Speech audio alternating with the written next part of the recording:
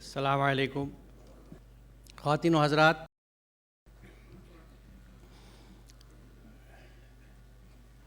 جیسا میں نے شروع میں عرض کیا تھا کہ اس قرآن کانفرنس کا مقصد ہم سب کو قرآن سے جوڑنا ہے اور جڑنا ہے۔ تو میں اپنے موضوع پہ آنے سے پہلے، کیونکہ یقیناً آپ میں سے کچھ خواتین اور حضرات ایسے ہوں گے جو پہلی دفعہ آئے ہوں گے، تو وہ چیزیں، وہ آیات خصوصاً جو محرک بنی ہیں، موٹیویٹر بنی ہیں ہم لوگوں کے لیے قرآن سے جڑنے کے لیے، میں تھوڑا سا ان کا یہاں ذکر کروں گا، کیونکہ میں اپنی آپ بیتی یہ بتاؤں، بلکہ ہاں میں باضابطہ اپنا تعارف بھی کرا دوں۔ میرا نام محمد اسلم پرویز ہے اور پرانی دہلی کا رہنے والا ہوں، یہیں پلا بڑھا ہوں۔ اینگلو اریبک اسکول میں پڑھا ہوں، پھر دہلی کالج میں پڑھا جب تک وہ ذاکر حسین کالج نہیں ہوا تھا۔ سائنس سے دلچسپی تھی، سائنس لی، اینگلو اریبک سے بھی سائنس لے کے پاس ہوا اور بی ایس سی کری، پھر علی گڑھ گیا، سبجیکٹ میرا باٹنی تھا، M S C M phil P H D botany سے کری وہیں پہ علی گڑھ سے، پھر وہاں پڑھایا۔ پھر میں ذاکر حسین کالج، جب تک یہ ذاکر حسین کا نام لے چکا تھا، یہاں آ گیا، یہاں باٹنی ڈپارٹمنٹ میں پڑھاتا رہا تقریباً 24 سال، پھر یہاں پرنسپل رہا 10.5 سال لگ بھگ۔ پھر میرا ذمہ داری وہاں کی مل گئی مجھے مولانا آزاد نیشنل اردو یونیورسٹی کی حیدرآباد، فی الوقت وہاں پہ خدمت کر رہا ہوں۔ تو اس سے قطع نظر ایک بڑی اہم بات یہ ہے کہ میں پرانی دہلی کے ایک عام مسلم گھرانے میں پیدا ہوا تھا، اور مجھے جس انداز کی جو بچوں کو تربیت دی جاتی ہے وہ دی گئی تھی۔ نماز سکھائی گئی، روزے سکھائے گئے، اور جو فرائض اور چیزیں مجھے بتائی گئیں، مختصراً میں یہ عرض کروں کہ اس میں قرآن کا کہیں ذکر نہیں تھا۔ ہو سکتا ہے میں بد نصیب رہا ہوں، آپ خوش نصیب رہے ہوں اور آپ کو کسی نے بتا دیا ہو کہ قرآن آپ پہ فرض ہے، مجھ پہ فرض ہے، ہم سب پہ فرض ہے۔ لیکن یہ سورہ قصص کی آیت نمبر 85 جو ہے، جس کا میں نے یہ پہلا سلائیڈ لگایا، یہ وہ پہلا محرک ہے جو ہم سب کو موٹیویٹ کرتی ہے، کیونکہ یہ اللہ کا حکم ہے کہ ان الذی فرض علیک القرآن لا ردک الی معاد، کہ بے شک وہ ہستی جس نے تجھ پہ قرآن فرض کیا ہے تجھے ایک انجام کو پہنچانا۔ اب یہ فرض علیک کا بالکل صاف ہے، تو یہیں سے یہ سوال پیدا ہوتا ہے کہ قرآن مجھ پہ اگر فرض ہے اور مجھے یہی نہیں پتہ اس میں کیا ہے، تو میں پھر عمل کس چیز پہ کر رہا ہوں، اور میں کس آخرت کے اس بڑے دن کی طرف اور امتحان کی طرف بڑھ رہا ہوں، اگر مجھے یہی نہیں پتہ کہ قرآن کیا فرض ہے۔ اچھا، بات صرف فرض کرنے کی نہیں ہے، جس کا یہاں بھی اس سے پہلے بھی ذکر آیا تھا، ڈاکٹر عقیل نے اپنے ہاں ذکر کیا تھا کہ اتباع بھی صرف اللہ کی ہے۔ اتبعوا ما انزل علیکم من ربکم، جو تمہاری رب کی طرف سے نازل ہوا ہے صرف اسی کی اتباع کرنی ہے، کسی اور اولیاء کی اتباع نہیں کرنی، کسی اور سرپرست کی، کسی سسٹم کی، کسی ہمدم کی، کسی ہمدرد کی اتباع نہیں کرنی۔ باقی تمام رشتے رکھ سکتے ہیں آپ جو حسن رشتے ہیں، جس کا حکم قرآن ہمیں دیتا ہے، لیکن اتباع صرف اور صرف اللہ کی ہے، اس کے رسول کریم کی ہے، جس نے اپنی زندگی میں اس قرآن کو عملاً دکھا دیا اور اس خوبی سے انجام کر کے دکھایا کہ آج بھی تاریخ اور غیر مسلم یہ بیان کرتے ہیں کہ وہ اپنے وقت کی سب سے عظیم شخصیت تھی، اس جیسا کوئی وجود میں نہ آیا ہے، نہ آ سکتا ہے، کیونکہ آپ نے قرآن پہ عمل کیا تھا۔ تیسری چیز جو میں آپ سے شیئر کرنا چاہوں گا کہ اگر اتباع قرآن کی نہیں ہے، وحی کی نہیں ہے، تو احوا کی ہے، یعنی منمانی خواہشات کی ہے۔ اس کے لیے دیکھیے قرآن کیا کہتا ہے کہ کیا تم نے اسے دیکھا جس سے اپنی خواہش نفس کو اپنا خدا بنا لیا۔ نفسانی خواہشات کو خدا بنانے کا مطلب یہ کہ اتباع اس کی ہے. وہ جو سلوگن چلا ہے ہمارے بچوں میں کہ اٹس مائی لائف، میری زندگی ہے، جیسے چاہوں گزاروں، آزاد ہوں میں، یہ لب موومنٹ اور لبرٹی کے نام سے اس طرح کی آزادی لی گئی کہ جو چاہوں کہوں، جو چاہوں کروں، جو چاہوں بولوں، یعنی مجھے کنٹرول کرنے والا کوئی نہیں ہے. یہ سسٹم جس کو میں اس وقت یوز کر رہا ہوں، یہ اگر آؤٹ آف کنٹرول ہو جائے تو یہ اپنا کام نہیں کر پائے گا. کوئی چیز دنیا میں ایسی نہیں ہے جس کو کنٹرول کی ضرورت نہ ہو. میں ہی اگر بے کنٹرول بولنے لگوں تو آپ کی کچھ سمجھ میں نہیں آئے گا. میں بلا بلا بلا بلا کر رہا ہوں تو کیا ہے؟ تو کنٹرول ہر جگہ چاہیے. تو یہاں قرآن یہ کہتا ہے کہ کیا تم ایسے شخص کو راہ راست پر لانے کا ذمہ لے سکتے ہو؟ یعنی جو اپنی نفسانی خواہشات کے پیچھے چلتا ہے، بہت سکون سے اس آیت کو سمجھنے کی ضرورت ہے. تو اس کو رسول کریم بھی راہ راست پہ نہیں لا سکتے. کیا تم سمجھتے ہو کہ ان میں سے اکثر لوگ سنتے اور سمجھتے ہیں؟ یہ تو جانوروں کی طرح ہیں، بلکہ ان سے بھی گئے گزرے. یعنی ان کی زندگی کی سطح حیوانی سطح سے بھی نیچے ہے. پہلے یہ کہا گیا جانوروں کی سی زندگی ہے کیونکہ اسی کی طرح کھاتے ہیں، اسی کی طرح لڑتے ہیں، اسی کی طرح بچے پیدا کرتے ہیں اور مر جاتے ہیں. مقصدیت نہیں ہے، وہ جذبہ نہیں ہے ہمدردی کا. درد دل کے واسطے پیدا کیا انسان کو، ورنہ طاعت کے لیے کچھ کم نہ تھے کروبیاں. تو یہاں اہم بات یہ ہے جس کا ذکر پچھلی تقریروں میں آیا، قرآن کریم کی اس آیت کا ذکر آیا کہ جب تک ہم خود اپنے نفس کو، اپنے آپ کو نہیں بدلیں گے، یعنی جو لوگ نفسانی خواہشات کے پیچھے لگے ہوئے ہیں، منمانی زندگی گزارتے ہیں، ان پہ کوئی تبلیغ، کوئی کلام، کوئی چیز اثر نہیں کر سکتی. یہ آیت یہ ثابت کرتی ہے. کیسے اثر ہوگا؟ وہ خود اس چیز کو سمجھیں اور نفس کے پیچھے چلنا چھوڑیں اور ہدایت کی طرف آئیں. یعنی ہمارا پھر کام کیا ہوگا کہ انہیں احساس دلائیں کہ میرے بھائی، میرے بیٹے، دیکھو منمانی مت کرو، یہ قرآن ہے، دیکھو اسے سمجھو، اسے پڑھو، اس میں کیا لکھا ہوا ہے. یہاں قرآن کا رول ہے، اللہ کا کلام ہے. کنیکشن ملتا ہے، کرنٹ فلو ہوتا ہے. آپ پلگ لگاتے ہیں ساکٹ میں، پلگ ٹھیک سے لگے گا تو کرنٹ یقیناً بہے گا. قرآن سے جڑ گیا، اللہ کا کلام اثر کرتا ہے. اس کے اندر جب تبدیلی آئے گی تو پھر جیسا قرآن کہتا ہے، پہلی بات تو یہ کہ جو ہدایت مانگتا ہے، ہدایت ہم اس کو دیتے ہیں. ہم دوسرے کی ہدایت کے لیے دعا کرتے رہیں، کارگر نہیں ہوگی. جو خود ہدایت مانگے گا، ہمیں اسے موٹیویٹ کرنا ہے، اس کے سامنے الٹرنیٹیوز رکھنے ہیں، انیشیٹ اسے کرنا ہوگا. تو جب وہ اپنے نفسانی خواہشات کو چھوڑے گا تو پھر اللہ تعالیٰ اس کو ہاتھ پکڑے گا اور اپنے راستے پہ چلاتا چلا جائے گا، اور وہ پھر اینڈ لیس ہے. Even sky is not the limit, ہم یہ نہیں کہہ سکتے، کیونکہ پھر اس کی کتنی گروتھ ہوتی ہے. قد افلح من زکاہا، کتنی اس کی گروتھ ہوگی اتنی اس کی فلاح ہوتی چلی جائے گی.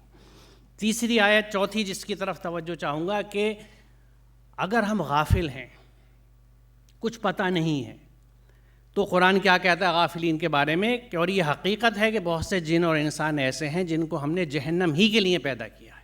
آپ تصور کریں، قرآن جن کے لیے ایک ایبسولوٹ حکم ہے کہ یہ لوگ جہنم ہی کے لیے بنائے گئے ہیں. ان کے پاس قلب ہیں مگر وہ ان سے سوچتے نہیں، ان کے پاس آنکھیں ہیں مگر ان سے دیکھتی نہیں، ان کے پاس کان ہیں مگر ان سے سنتے نہیں. وہ جانوروں کی طرح ہیں بلکہ ان سے بھی زیادہ گئے گزرے. یہ وہ لوگ ہیں جو غفلت میں کھو گئے، کیونکہ غافل تو جانور بھی نہیں ہوتا. بیٹھنے سے پہلے دم سے جگہ صاف کرتا ہے پھر بیٹھتا ہے. آپ کو غلط نیت سے آتے دیکھ کے بھاگ لیتا ہے، سینس کر لیتا ہے کہ حملہ کر سکتا ہے. تو غافل تو وہ بھی نہیں ہے. غافل ہمیں کہ ہمیں یہی نہیں پتہ کہ ہم کیا کر رہے ہیں، کیوں کر رہے ہیں. ایک ایسا لگ رہا ہے کہ ایک ریوڑ سا ہے جس نے جدھر ہانکا لگا دیا چل رہے ہیں، اور اس میں اس غلط فہمی میں ہے کہ جو ہم کر رہے ہیں وہ ٹھیک کر رہے ہیں، صحیح کر رہے ہیں یا ٹھیک کر رہے ہیں. اس کی کسوٹی یہی قرآن ہے، اس لیے اس کو فرقان بھی کہا جاتا ہے. تو غفلت اگر اللہ نہ کرے ہمارے ہاں ہے تو اس کے لیے بالکل ایبسولوٹ حکم قرآن کا ہے کہ یہ لوگ جہنمی کے لیے پیدا کیے گئے. یہ حیوانی سطح سے بھی نیچے کے ہیں، ان کے احساسات ختم ہو چکے ہیں، بالکل غافل ہیں. اور جس آیت کا سورہ فرقان کا یہاں ذکر آیا تھا کہ قیامت کے دن رسول اللہ گواہی دیں گے کہ میرے پروردگار، میری اس قوم نے قرآن کو نشانِ تضحیک بنا رکھا تھا. مہجورہ کا لفظ کا ترجمہ مختلف تراجم میں آپ ایسے پکڑا ہوا تھا جیسے چھوڑا ہوا ہوتا ہے، پس سے پش ڈال رکھا تھا، بھلا رکھا تھا، دے ریڈیکیولڈ دا بک. یہ سارے مفاہیم آتے ہیں. تو یہ سوچ کے رونگٹا کھڑا ہوتا ہے کہ جس قوم کا نبی اس قوم پہ یہ گواہی دے قیامت کے دن کہ انہوں نے قرآن کا مذاق اڑایا ہے، تو ہمارا کیا حال ہونے جا رہا ہے۔ تو اللہ تعالیٰ ہمیں اس گروپ سے، اس گروہ سے نہ صرف محفوظ رکھے بلکہ ہم کوشش کریں کہ اس گروہ میں کوئی نہ ہو۔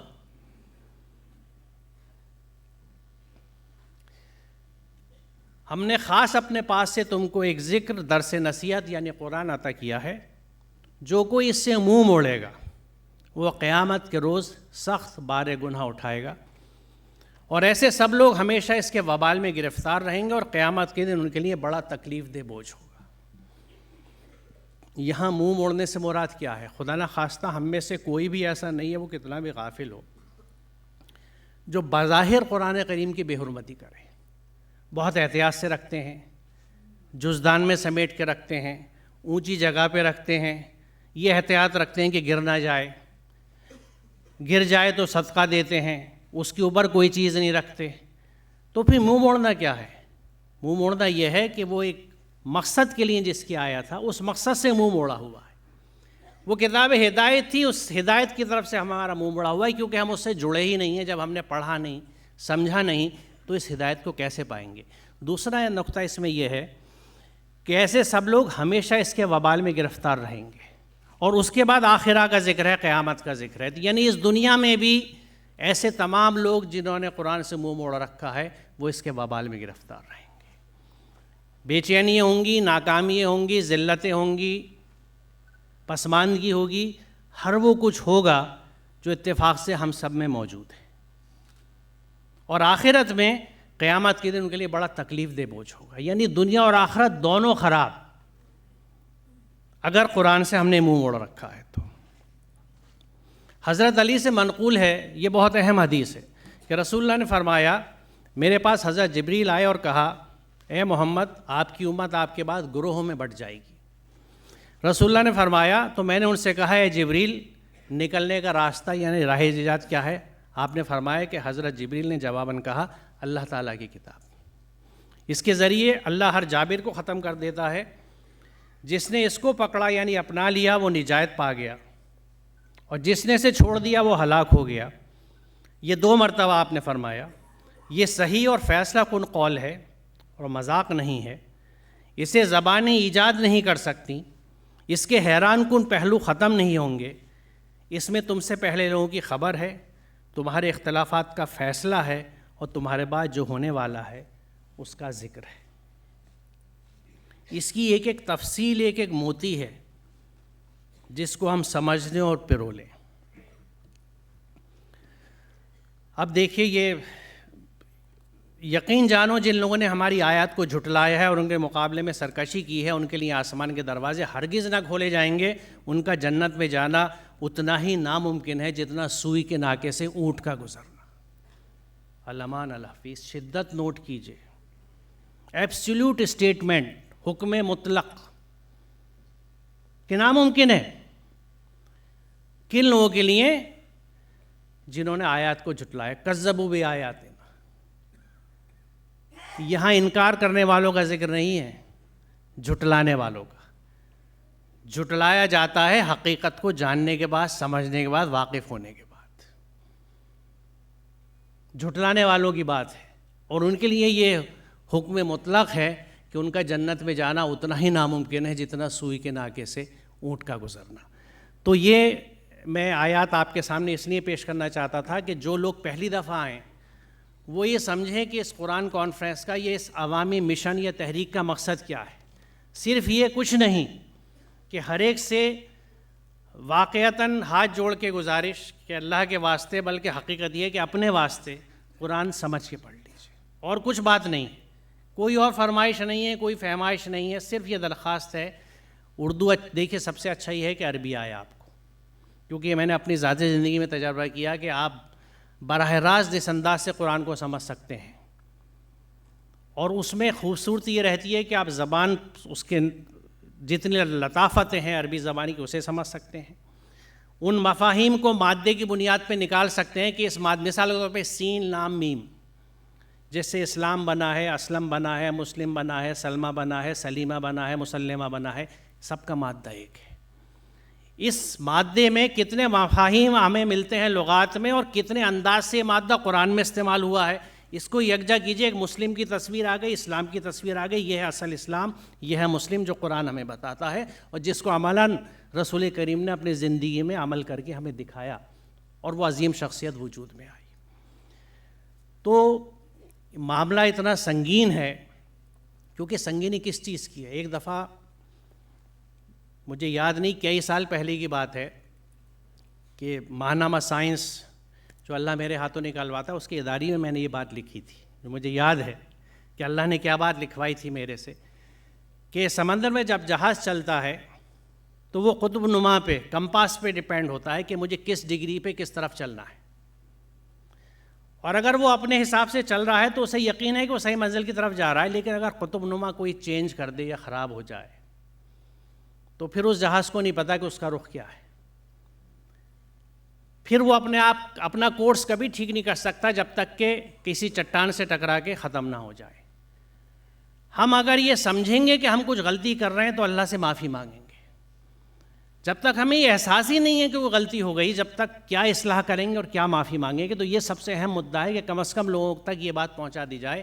پھر ان کی ثواب دید ہے، ان کی مرضی ہے کہ وہ پھر بھی اپنے راستے چلیں یا قرآن پہ آ جائیں. تو ہماری سب کی ذمہ داری یہ ہے، اور اس کی وضاحت بھی میں اب اپنی اس بات میں کروں گا جو آگے لے کے چل رہا ہوں، کہ لوگوں کو قرآن سے جوڑنا ہے، باقی پھر ان کی مرضی ہے. کیونکہ جب رسول کریم داروغہ مقرر نہیں کیے گئے تو ہم ناجیزوں کی، خاک پذیروں کی کیا حیثیت ہے کہ کچھ سوچیں.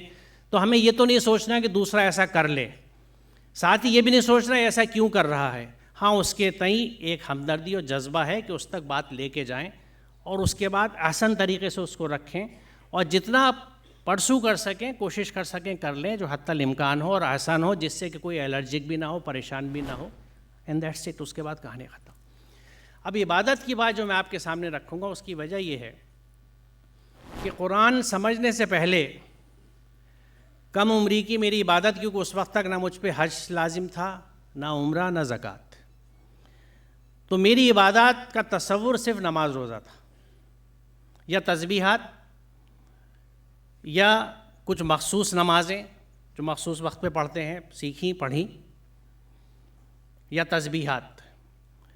اس دائرے سے آگے مجھے کچھ نہیں پتا تھا کہ عبادت کیا ہوتی ہے. لیکن قرآن کو سمجھنے کے بعد جب یہ چیزیں سامنے آئیں تو وہ میں آج پیش کرنا چاہتا ہوں کہ عبادت ہے کیا. اور عبادت کی بات شروع کرنے سے پہلے ہم اپنے بنیادی عقیدے سے بات شروع کریں گے کہ لا الہ الا اللہ محمد الرسول اللہ. اب یہاں لا الہ، کوئی اللہ نہیں ہے الا اللہ، سوائے اللہ کے. تو یہاں ایک چیز میں اکثر دہراتا ہوں، پھر دہراؤں، معاف کیجیے گا اگر میں ریپیٹیٹیو لگوں، لیکن یہ اہم نقطہ ہے کہ یہ اہم کلمہ، کلمہ طیبہ، انکار سے شروع ہوتا ہے، لا سے شروع ہوتا ہے. نہیں ہے کوئی خدا. وجہ یہ ہے کہ الا اللہ پہ آنے سے پہلے لا الہ کا مقام ہے، کہ پہلے اپنے دل و دماغ سے جو بت بیٹھے ہوئے ہیں، جو خدا بسے ہوئے ہیں، ان کو صاف کر دو. Make space for the real اللہ. رب حقیقی کے لیے جگہ بنا لو. جب ایک ٹیچر کلاس میں آتا ہے تو پہلے بلیک بورڈ صاف کرتا ہے، پھر لکھنا شروع کرتا ہے. تو کوئی الہ نہیں ہے سوائے اللہ کے. تو اب تھوڑا سا ہم یہ غور کریں کہ الہ کا کیا مفہوم ہے، اس کا مادہ کیا ہے. یہ مادہ ہے الف لام ہے کا. ابن فارس کے مطابق اس کا بنیادی مطلب ہے کسی کی اطاعت قبول کرنا. الہ الہ یا لہو کا مطلب ہے گھبرا کر کسی کی پناہ ڈھونڈنا. الہ کے معنی ہے متحیر ہونا، اور الہ یا لہو کے معنی ہے کسی کو پناہ دینا، امان میں لینا. چنانچہ الہ بالمکان کا مطلب ہوگا امن و سکون سے کسی مکان میں رہنا. یہ تاج العروض سے اقتباس ہے. ان معنی کے اعتبار سے الہون کے معنی ہوں گے ایسی ہستی جس سے خطرات میں پناہ حاصل کی جائے، جس سے مشکلات دور کرنے کی درخواست یعنی دعا کی جائے، اور جس کی عظمت و بلندی کے تصور سے ہی انسان حیران رہ جائے. بعض کا خیال ہے کہ الہ کے معنی ہے وہ شخص غلام بن گیا، اور اللہ کے معنی ہے اس نے اسے غلام بنا لیا. اس سے تالیہن کے معنی تعبیدن یعنی غلام بنانا آتے ہیں، یہ لین سے اقتباس ہے۔ اس اعتبار سے الہن کے معنی ایسی ہستی کے ہوں گے جس کو غالب اور حاکم مانا جائے، جس کے قانون کی اطاعت کی جائے۔ ابن فارس نے اس کے بنیادی معنی تعبدن کے لکھے ہیں، یعنی کسی کی محکومیت اختیار کرنا، کسی کے حکم میں رہنا، کسی کی حکومت اختیار کرنا۔ اب یہاں دیکھیے قرآن کریم میں کس انداز سے الہن کا ذکر ہے۔ پہلی آیت جو سورہ شعراء کی 29ویں نمبر ہے کہ فرعون نے کہا اگر تو نے میرے سوا کسی اور کو معبود مانا تو تجھے بھی ان لوگوں میں شامل کر دوں گا جو قید خانوں میں پڑے ہوئے ہیں۔ یہاں الہن کے معنی حاکم کے ہی ہے۔ سورہ فرقان کی 43ویں آیت کہتی ہے کبھی تم نے شخص کے حال پر غور کیا جس سے ہم نے خواہش نفس کو اپنا خدا بنا لیا، ابھی اس کا ذکر تھا۔ یہاں الہن اس کے معنی بھی یہی ہے کہ وہ شخص اپنے جذبات کے پیچھے پیچھے چلتا ہے، وہی اس کے حاکم ہے اور وہی ان کا غلام ہے، جبکہ یعنی جذبات کے پیچھے جو چلتا ہے وہ جذبات کو حاکم مانتا ہے اور جذبات کا غلام ہے، جبکہ حقیقت کیا ہے کہ وہی ہے آسمان میں بھی الہ اور زمین میں بھی الہ ہے، یعنی کائناتی نظام میں بھی الہ ہے، وہی اللہ ہے، اور زمین اور اس کے مکمل نظام کا بھی الہ وہی ہے، اسی کا حکم چلتا ہے، لہٰذا ہمیں صرف اسی کے حکم پر چلنا ہے۔ میں ہی اللہ ہوں، میرے سوا کوئی اللہ نہیں، پس تو میری بندگی کر۔ طٰہٰ 14 کی آیت ہے یہ۔ فاعبدنی، عبد، عبادت، اس کے ذرا مفہوم کو دیکھتے ہیں کیونکہ بات یہاں سے جڑتی ہے کہ الہ کون ہے؟ حاکم، جس سے حفاظت بھی چاہیے، جس کے حکم کو بھی ماننا ہے اور حکم مطلق ہے، اور جس کی اتباع کرنی ہے۔ اب یہ عبادت اور بندگی کس انداز سے ہوگی، کیا ہوگی؟ بنیادی اعتبار سے عبادت ان کے معنی ایسا کام کرنا ہے جو دل کے شوق اور دلچسپی سے کیا جائے اور اس سے فائدہ مند نتائج برآمد ہوں، اگرچہ اس کے لیے تھوڑی سی محنت بھی کرنی پڑے، یعنی انسان اللہ کے احکامات کی اطاعت کرے، اس کی اطاعت سے جو پابندی یعنی انسان اللہ کے احکامات کی اطاعت سے یعنی سبمٹ کرنے کے لیے جو پابندی اپنے اوپر لگاتا ہے، بظاہر ان میں محنت اور تکلیف ہوتی ہے، لیکن در حقیقت ان سے انسانی ذات کی صحیح پرورش اور تربیت ہوتی ہے، اور خود اپنے اوپر یہ کنٹرول اس کے لیے فائدہ مند ثابت ہوتا ہے۔ محنت اور فائدے کے دونوں پہلوؤں کو سامنے رکھتے ہوئے عبادہ کے معنی سمجھیے۔ تعبیدن کے معنی ہیں اونٹ یا گھوڑے کو سدھا کر جوتنے کے قابل بنا دینا، یہ لین اور تاج سے اقتباس ہے۔ اسے انگریزی میں ہارنیسنگ یا بریکنگ کہتے ہیں، یعنی اس جانور کا اپنی تمام قوتوں اور صلاحیتوں کو اس پروگرام کے لیے استعمال کرنا جو اس کے لیے طے کیا گیا ہے۔ مثال طور پہ جو گھوڑے ریس کے لیے تیار کیے جاتے ہیں ان کا مقصد صرف دوڑنا ہوتا ہے، ان کو دوڑنے کا سلیقہ سکھایا جاتا ہے، انہیں یہ سلیقہ سکھایا جاتا ہے کہ برابر میں جب کوئی گھوڑا آتا ہے تو بدکنا نہیں ہے بلکہ مزید تیز ہونا ہے، اس سے آگے نکلنا ہے۔ یہ ہے ان کی تربیت، یعنی اس کی پوری قوت اور صلاحیت اس گھوڑے کی لگی ہوئی ہے کہ مجھے جیتنا ہے، آگے جانا ہے، یہ ایک ٹریننگ کا حصہ ہے۔ اسی طرح سڑک کو کوٹ کر ہموار کر دینا بھی تاکہ لوگ اس پر آسانی سے چل سکے تعبیدن کہلاتا ہے، یہ بھی لین اور تاج سے اقتباس ہے۔ آپ دیکھیں کہ ان کاموں کے شروع میں کس قدر محنت لگتی ہے، لیکن آخرکار ان کا نتیجہ کس قدر فائدہ مند ہوتا ہے۔ قانون الہی کے مطابق زندگی بسر کرنے میں بھی یہی ہوتا ہے، یعنی قانون الہی کے مطابق جب ہم زندگی بسر کرتے ہیں تو ہماری تمام قوتیں، ہماری تمام صلاحیتیں اس کے احکامات کے تابع چلتی ہیں، کچھ مخصوص چیزیں نہیں ہوتی، مکمل آپ کا جو پوٹینشیل اور صلاحیت ہے، اور اس میں آپ کا پوٹینشیل اور صلاحیت ہر طرح کی آ گئی، فکری بھی آ گئی، مادی بھی آ گئی، ہر انداز سے آ گئی۔ لہٰذا عبادت کے معنی یہ ہیں کہ انسان اپنی تمام قوتوں اور صلاحیتوں کو بے قابو اور آزاد رکھنے کے بجائے اللہ کے احکامات اور مرضی کے مطابق استعمال کرے، اس کا نتیجہ بے حد فائدہ مند ہوگا۔ چنانچہ قرآن کریم نے ان اعبدوا اللہ واجتنبوا الطاغوت جو سورہ نحل کی آیت نمبر 36 ہے، اس مطلب کو صاف کر دیا ہے۔ طاغوت کے معنی ہے شیطان یا باغی قوتیں، لہٰذا اس آیت کے معنی یہ ہوئے کہ اپنی قوتوں کو بے قابو اور آزاد رکھنے کے بجائے یا باغی قوتوں یعنی شیطان کی مرضی کے مطابق استعمال کرنے کے بجائے اللہ کے احکامات کے مطابق استعمال کرو۔ یعنی عبادت کا مفہوم کیا ہوا کہ اپنی تمام قوتوں کو نہ تو آزاد رہنے دو، نہ شیطان کے قبضے میں دے دو بلکہ اللہ کے احکامات کے حساب سے استعمال کرو۔ نماز کے دوران اٹھنا اور جھکنا انہی جذبات اطاعت و فرما برداری کا اظہار ہے، لیکن اللہ کی عبادت صرف اس مظاہرے کا نام نہیں ہے۔ اس کی عبادت کا مطلب یہ ہے کہ انسان زندگی کی ہر سانس میں اللہ کے حکم کی تعمیل کرے۔ وَمَا خَلَقْتُ الْجِنَّ وَالْإِنسَ إِلَّا لِيَعْبُدُونِ سے یہی مراد ہے کہ ہم نے جنوں کو اور انسان کو سوائے اپنی بندگی کے کسی اور کام کے لیے پیدا نہیں کیا، یعنی ہمارے احکامات کے تحت چلے۔ اور دیکھیے انسان کے اوپر یہ احکامات کی جو بندش ہے وہ کیوں ہے؟ اس کی وجہ یہ ہے، اور یہ قرآن بتاتا ہے، قرآن سے میں نے سیکھا کہ اللہ تعالیٰ اس کائنات کی ہر شے کو، ہر اپنی کریشن کو، اپنی تخلیق کو آیت کہتا ہے۔ آیا، وہی آیت جو قرآن میں بھی ہوتی ہے۔ تو ایک قرآنی آیات ہیں، ایک کونی یا کائناتی آیات ہیں، یعنی یہ اونٹ، یہ گھوڑے، یہ مچھر، یہ درخت، یہ ہوا، یہ پہاڑ، یہ چاند، یہ سورج، سب اللہ کی آیات ہیں۔ قرآن کی آیت ہمیں اللہ کے بارے میں پتہ دیتی ہے، حکم لاتی ہے۔ یہ آیات بھی اللہ کی عظمت کا، خلاقی کا پیغام دیتی ہیں۔ اور دوسری بات قرآن کیا کہتا ہے کہ اس کائنات کی ہر چیز، اور کئی قرآن کی آیات ہیں جو اس بات کو بتاتی ہیں کہ اس کائنات کی ہر چیز جو حکم دیا جاتا ہے اسی کی تابع ہے، حکم پہ چلتی ہے، یعنی مسلم ہے۔ مسلم کا بنیادی مفہوم جو ہے وہ اتباع کا ہے، سبمٹ کرنے کا ہے۔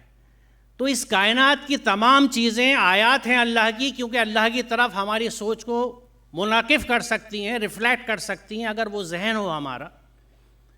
ساتھ ہی ساتھ یہ سب مسلم ہیں۔ مسلم اس لیے ہیں کیونکہ ان میں سے کسی چیز کو اللہ نے نفس نہیں دیا، چوائس نہیں دی جو انسان کو دی ہے کہ تم ادھر چلو یا ادھر چلو، جس کا ذکر پیچھے ہو رہا تھا۔ تو چونکہ چوائس دے دی ہے تو اس لیے ہدایت دینا بہت ضروری ہے، اور یہ سمجھانا کہ احکامات پہ چلنا ہے، کیونکہ وہ رب جس کے نام کی شروعات رحیمی اور رحمانیت سے ہوتی ہے، وہ بندوں کے لیے بے حد رحیم ہے، وہ رحمان ہے، تو ہدایت کا انتظام کرتا ہے اور کرے گا تاکہ ہم غلط راستے پہ نہ جائیں۔ تو یہ جو بندگی کا اور احکامات کے تحت چلنے کا اتنا مضبوطی سے حکم قرآن میں ہے، وہ صرف اسی لیے ہے تاکہ ہم صحیح راستے پہ چلیں اور انجام بخیر ہو، انجام بخیر ہو اور واپسی بخیر ہو۔ یہاں یہ سمجھنا ضروری ہے کہ اللہ کے احکامات پر عمل کرنے سے انسانی ذات کی نشو و نما اللہ تعالیٰ کی مرضی کے مطابق ہوتی ہے۔ یہ غلامی یعنی سبمیشن انسان از خود اپناتا ہے۔ یہ سیلف امپوزڈ ریسٹرکشنز ہیں، یہ وہ ڈسپلن جو سیلف امپوزڈ ہوتا ہے، اپنی خواہش سے، اپنی سمجھ سے اس کی اہمیت کو سمجھتے ہوئے۔ یہ کسی کی تھوپی ہوئی پابندیاں نہیں ہوتی، نہ ہی اس میں عبادت یعنی ورشپ سو کالڈ یا پریئر کا وہ قدیم تصور ہوتا ہے جس میں انسان اللہ کو اپنے دنیاوی آقاؤں کی طرح چاپلوسی اور خوشامد کر کے راضی کرتا ہے۔ دیکھیے ہم اللہ تک نہیں پہنچ سکتے، لیکن نعوذ باللہ ہم نے اللہ میاں کو اپنے جیسا بنا لیا۔ ہم اس مقام پہ پہنچ ہی نہیں سکتے، سوال ہی نہیں، لیکن اپنے جیسا اس لیے بنا لیا کہ ہم جیسے دنیاوی آقاؤں کو خوش کر لیتے ہیں چاپلوسی کر کے، ہم نے اللہ کا تصور بھی رکھ دیا۔ تو اگر ہماری عبادت، اور اس میں یہی ایک سوالیہ نشان یہ اٹھتا ہے کہ اگر وہ پریئر ہے تو وہ سبمیشن نہیں ہے، اور وہ سبمیشن ہے تو پریئر ہو سکتی ہے، یعنی سبمیشن میں پریئر شامل ہو سکتی ہے لیکن پریئر میں سبمیشن شامل نہیں ہوگا۔ بہرحال اس کی وضاحت آگے آئے گی۔ اور وہ اپنی واحد حکومت میں کسی کو شریک نہیں کرتا۔ وَلَا يُشْرِكُ فِي حُكْمِهِ أَحَدًا، اس کا حکم واحد ہے، اور یہی در حقیقت مفہوم ہے لا الہ الا اللہ کا۔ حاکم وہی ہے، حکم وہی ہے، اور اس حکم میں وہ کسی کو شریک نہیں کرتا۔ اب دیکھیں یہاں بہت معافی کے ساتھ، ادب کے ساتھ ایک چیز عرض کروں گا میں۔ ہماری ایمان کی بنیاد لا الہ الا اللہ محمد رسول اللہ صلی اللہ علیہ وسلم۔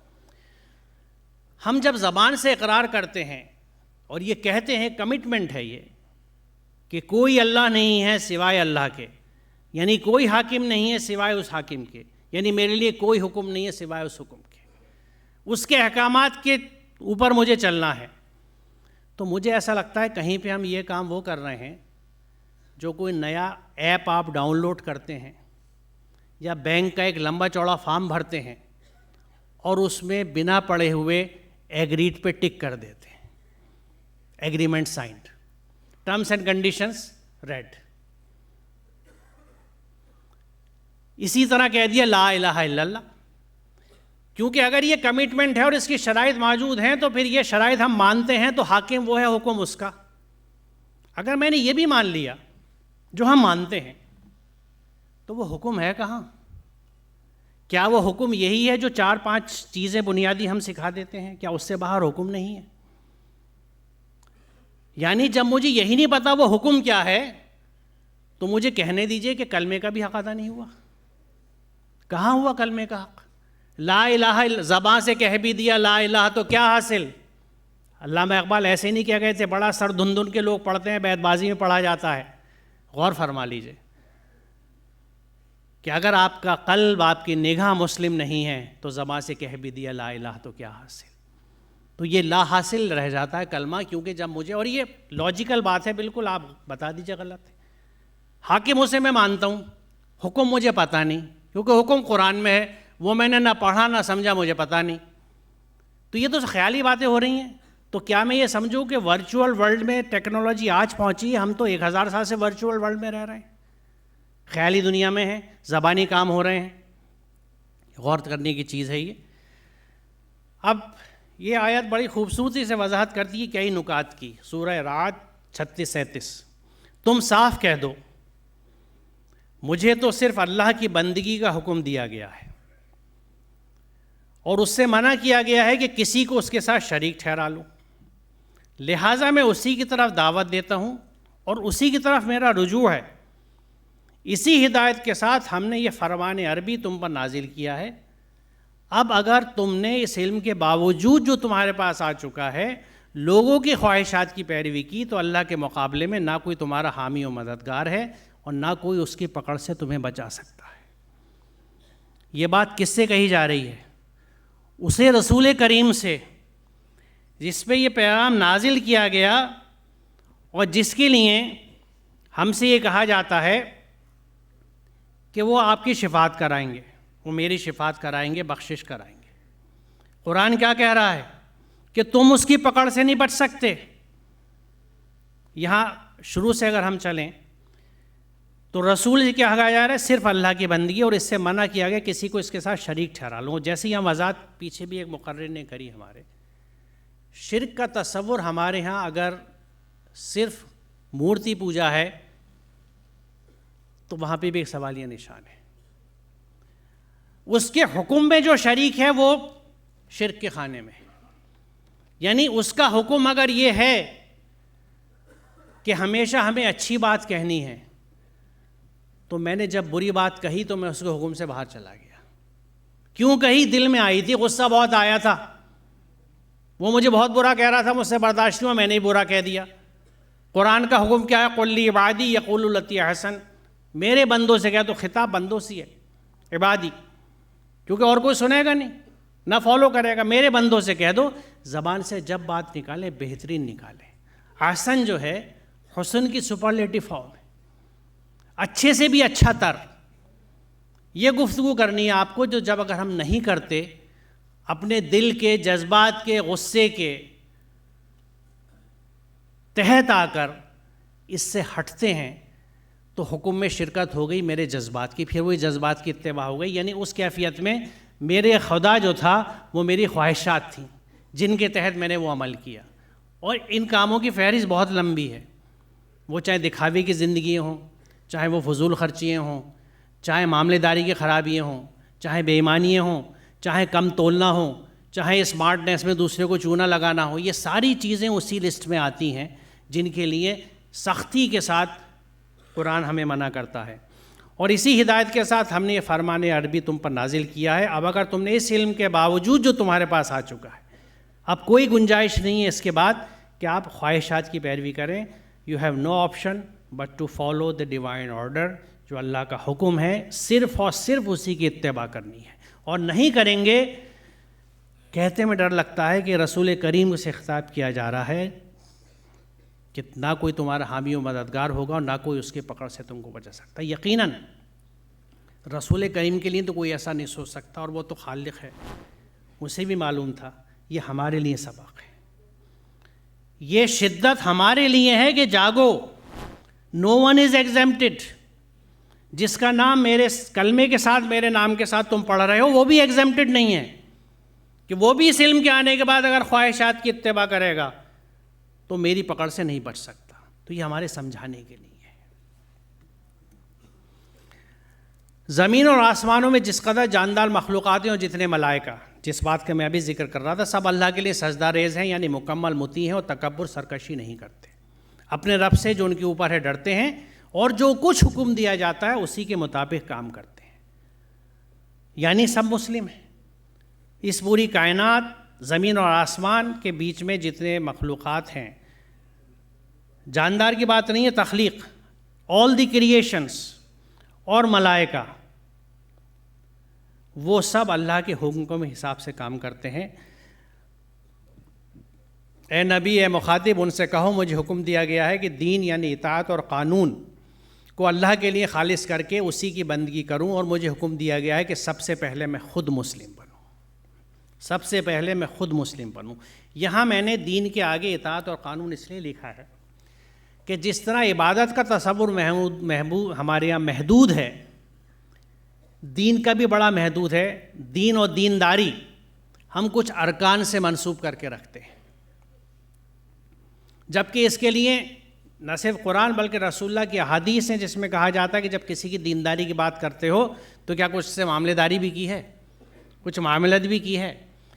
تو دین کا جو لفظ ہے اس کے مادے میں 3 مفاہیم ہیں: قانون، اطاعت اور آخرت، یعنی یوم الدین، جو سورہ فاتحہ میں ہم پڑھتے ہیں۔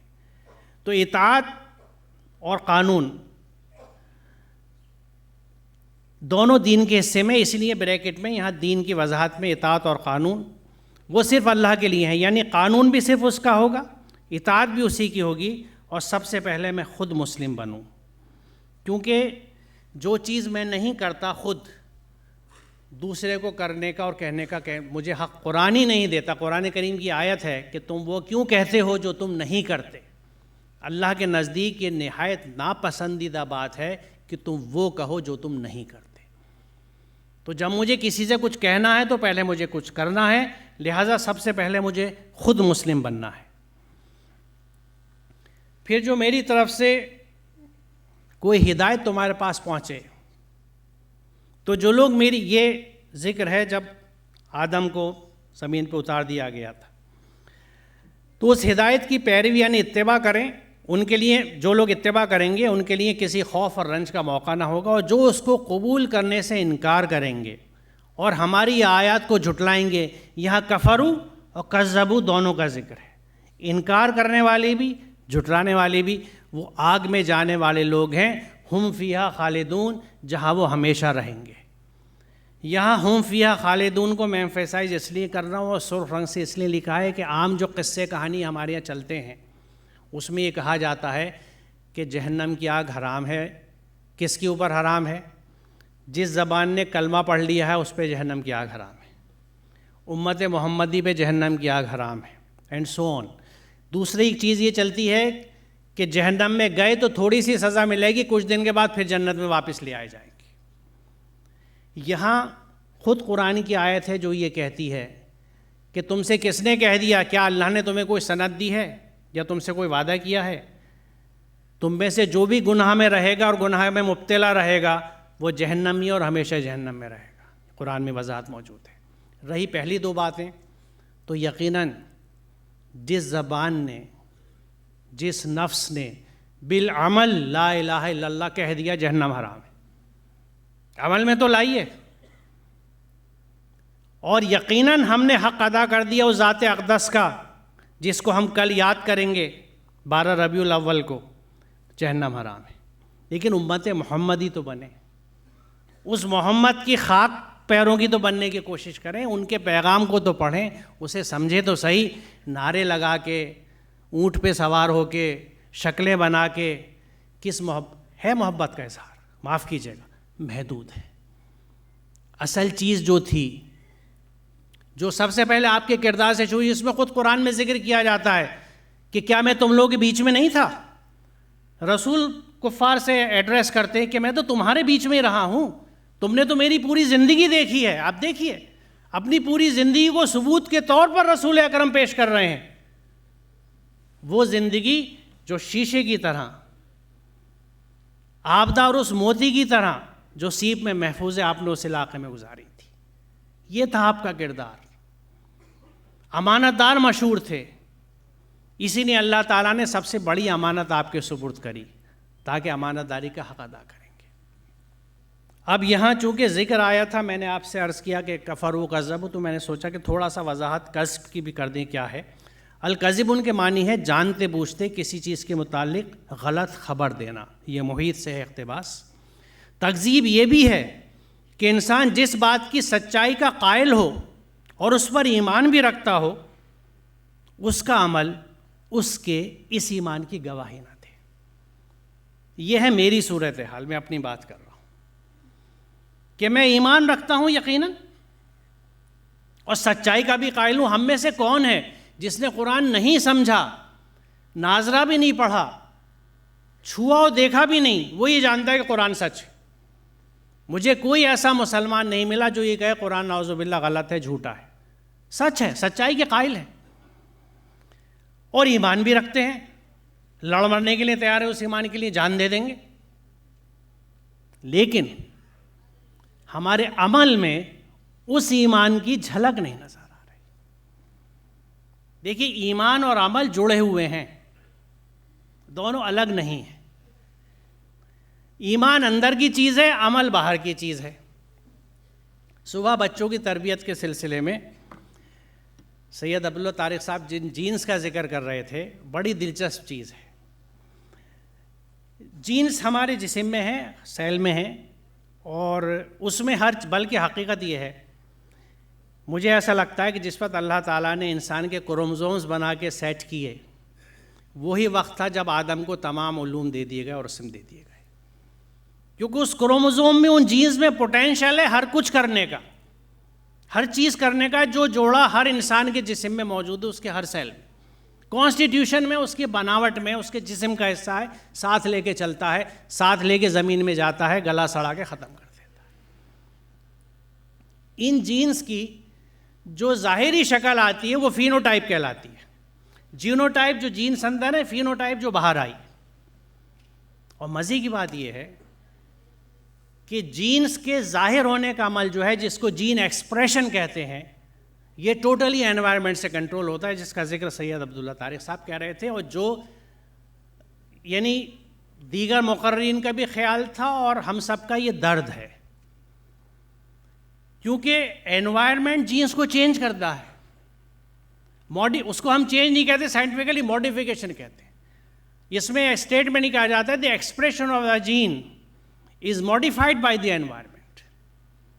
اور اسی کی چیز میں آج کی تحقیق سے بتاؤں آپ کو کہ آج سائنس اس بات پہ, اس نتیجے پہ پہنچی ہوئی ہے کہ انسان کی سوچ اور فکر اس کے پورے جسم پہ اثر انداز ہوتی ہے, اور وہ اثر اندازی اس کی امیون سسٹم کے تھرو ہوتی ہے. امیونٹی, وہی امیونٹی جو ختم ہوتی ہے تو ایڈس ہو جاتا ہے, acquired immune deficiency syndrome. Immune deficiency ہوتی ہے. امیون قدرتی وہ فوجدار ہیں, سپاہی ہیں جو ہمارے جسم میں, خون میں ہر وقت دوڑتے رہتے ہیں, اور جیسے کوئی جراثیم باہر سے آتا ہے شوں شوں, وہ جو آپ نے بچوں کو گیمز کھیلتے دیکھے ہوں گے نا, جن کو کھلا کھلا کے بچوں کو ہم نے سنگ دل بنا دیا, بالکل صحیح کہا جا رہا تھا.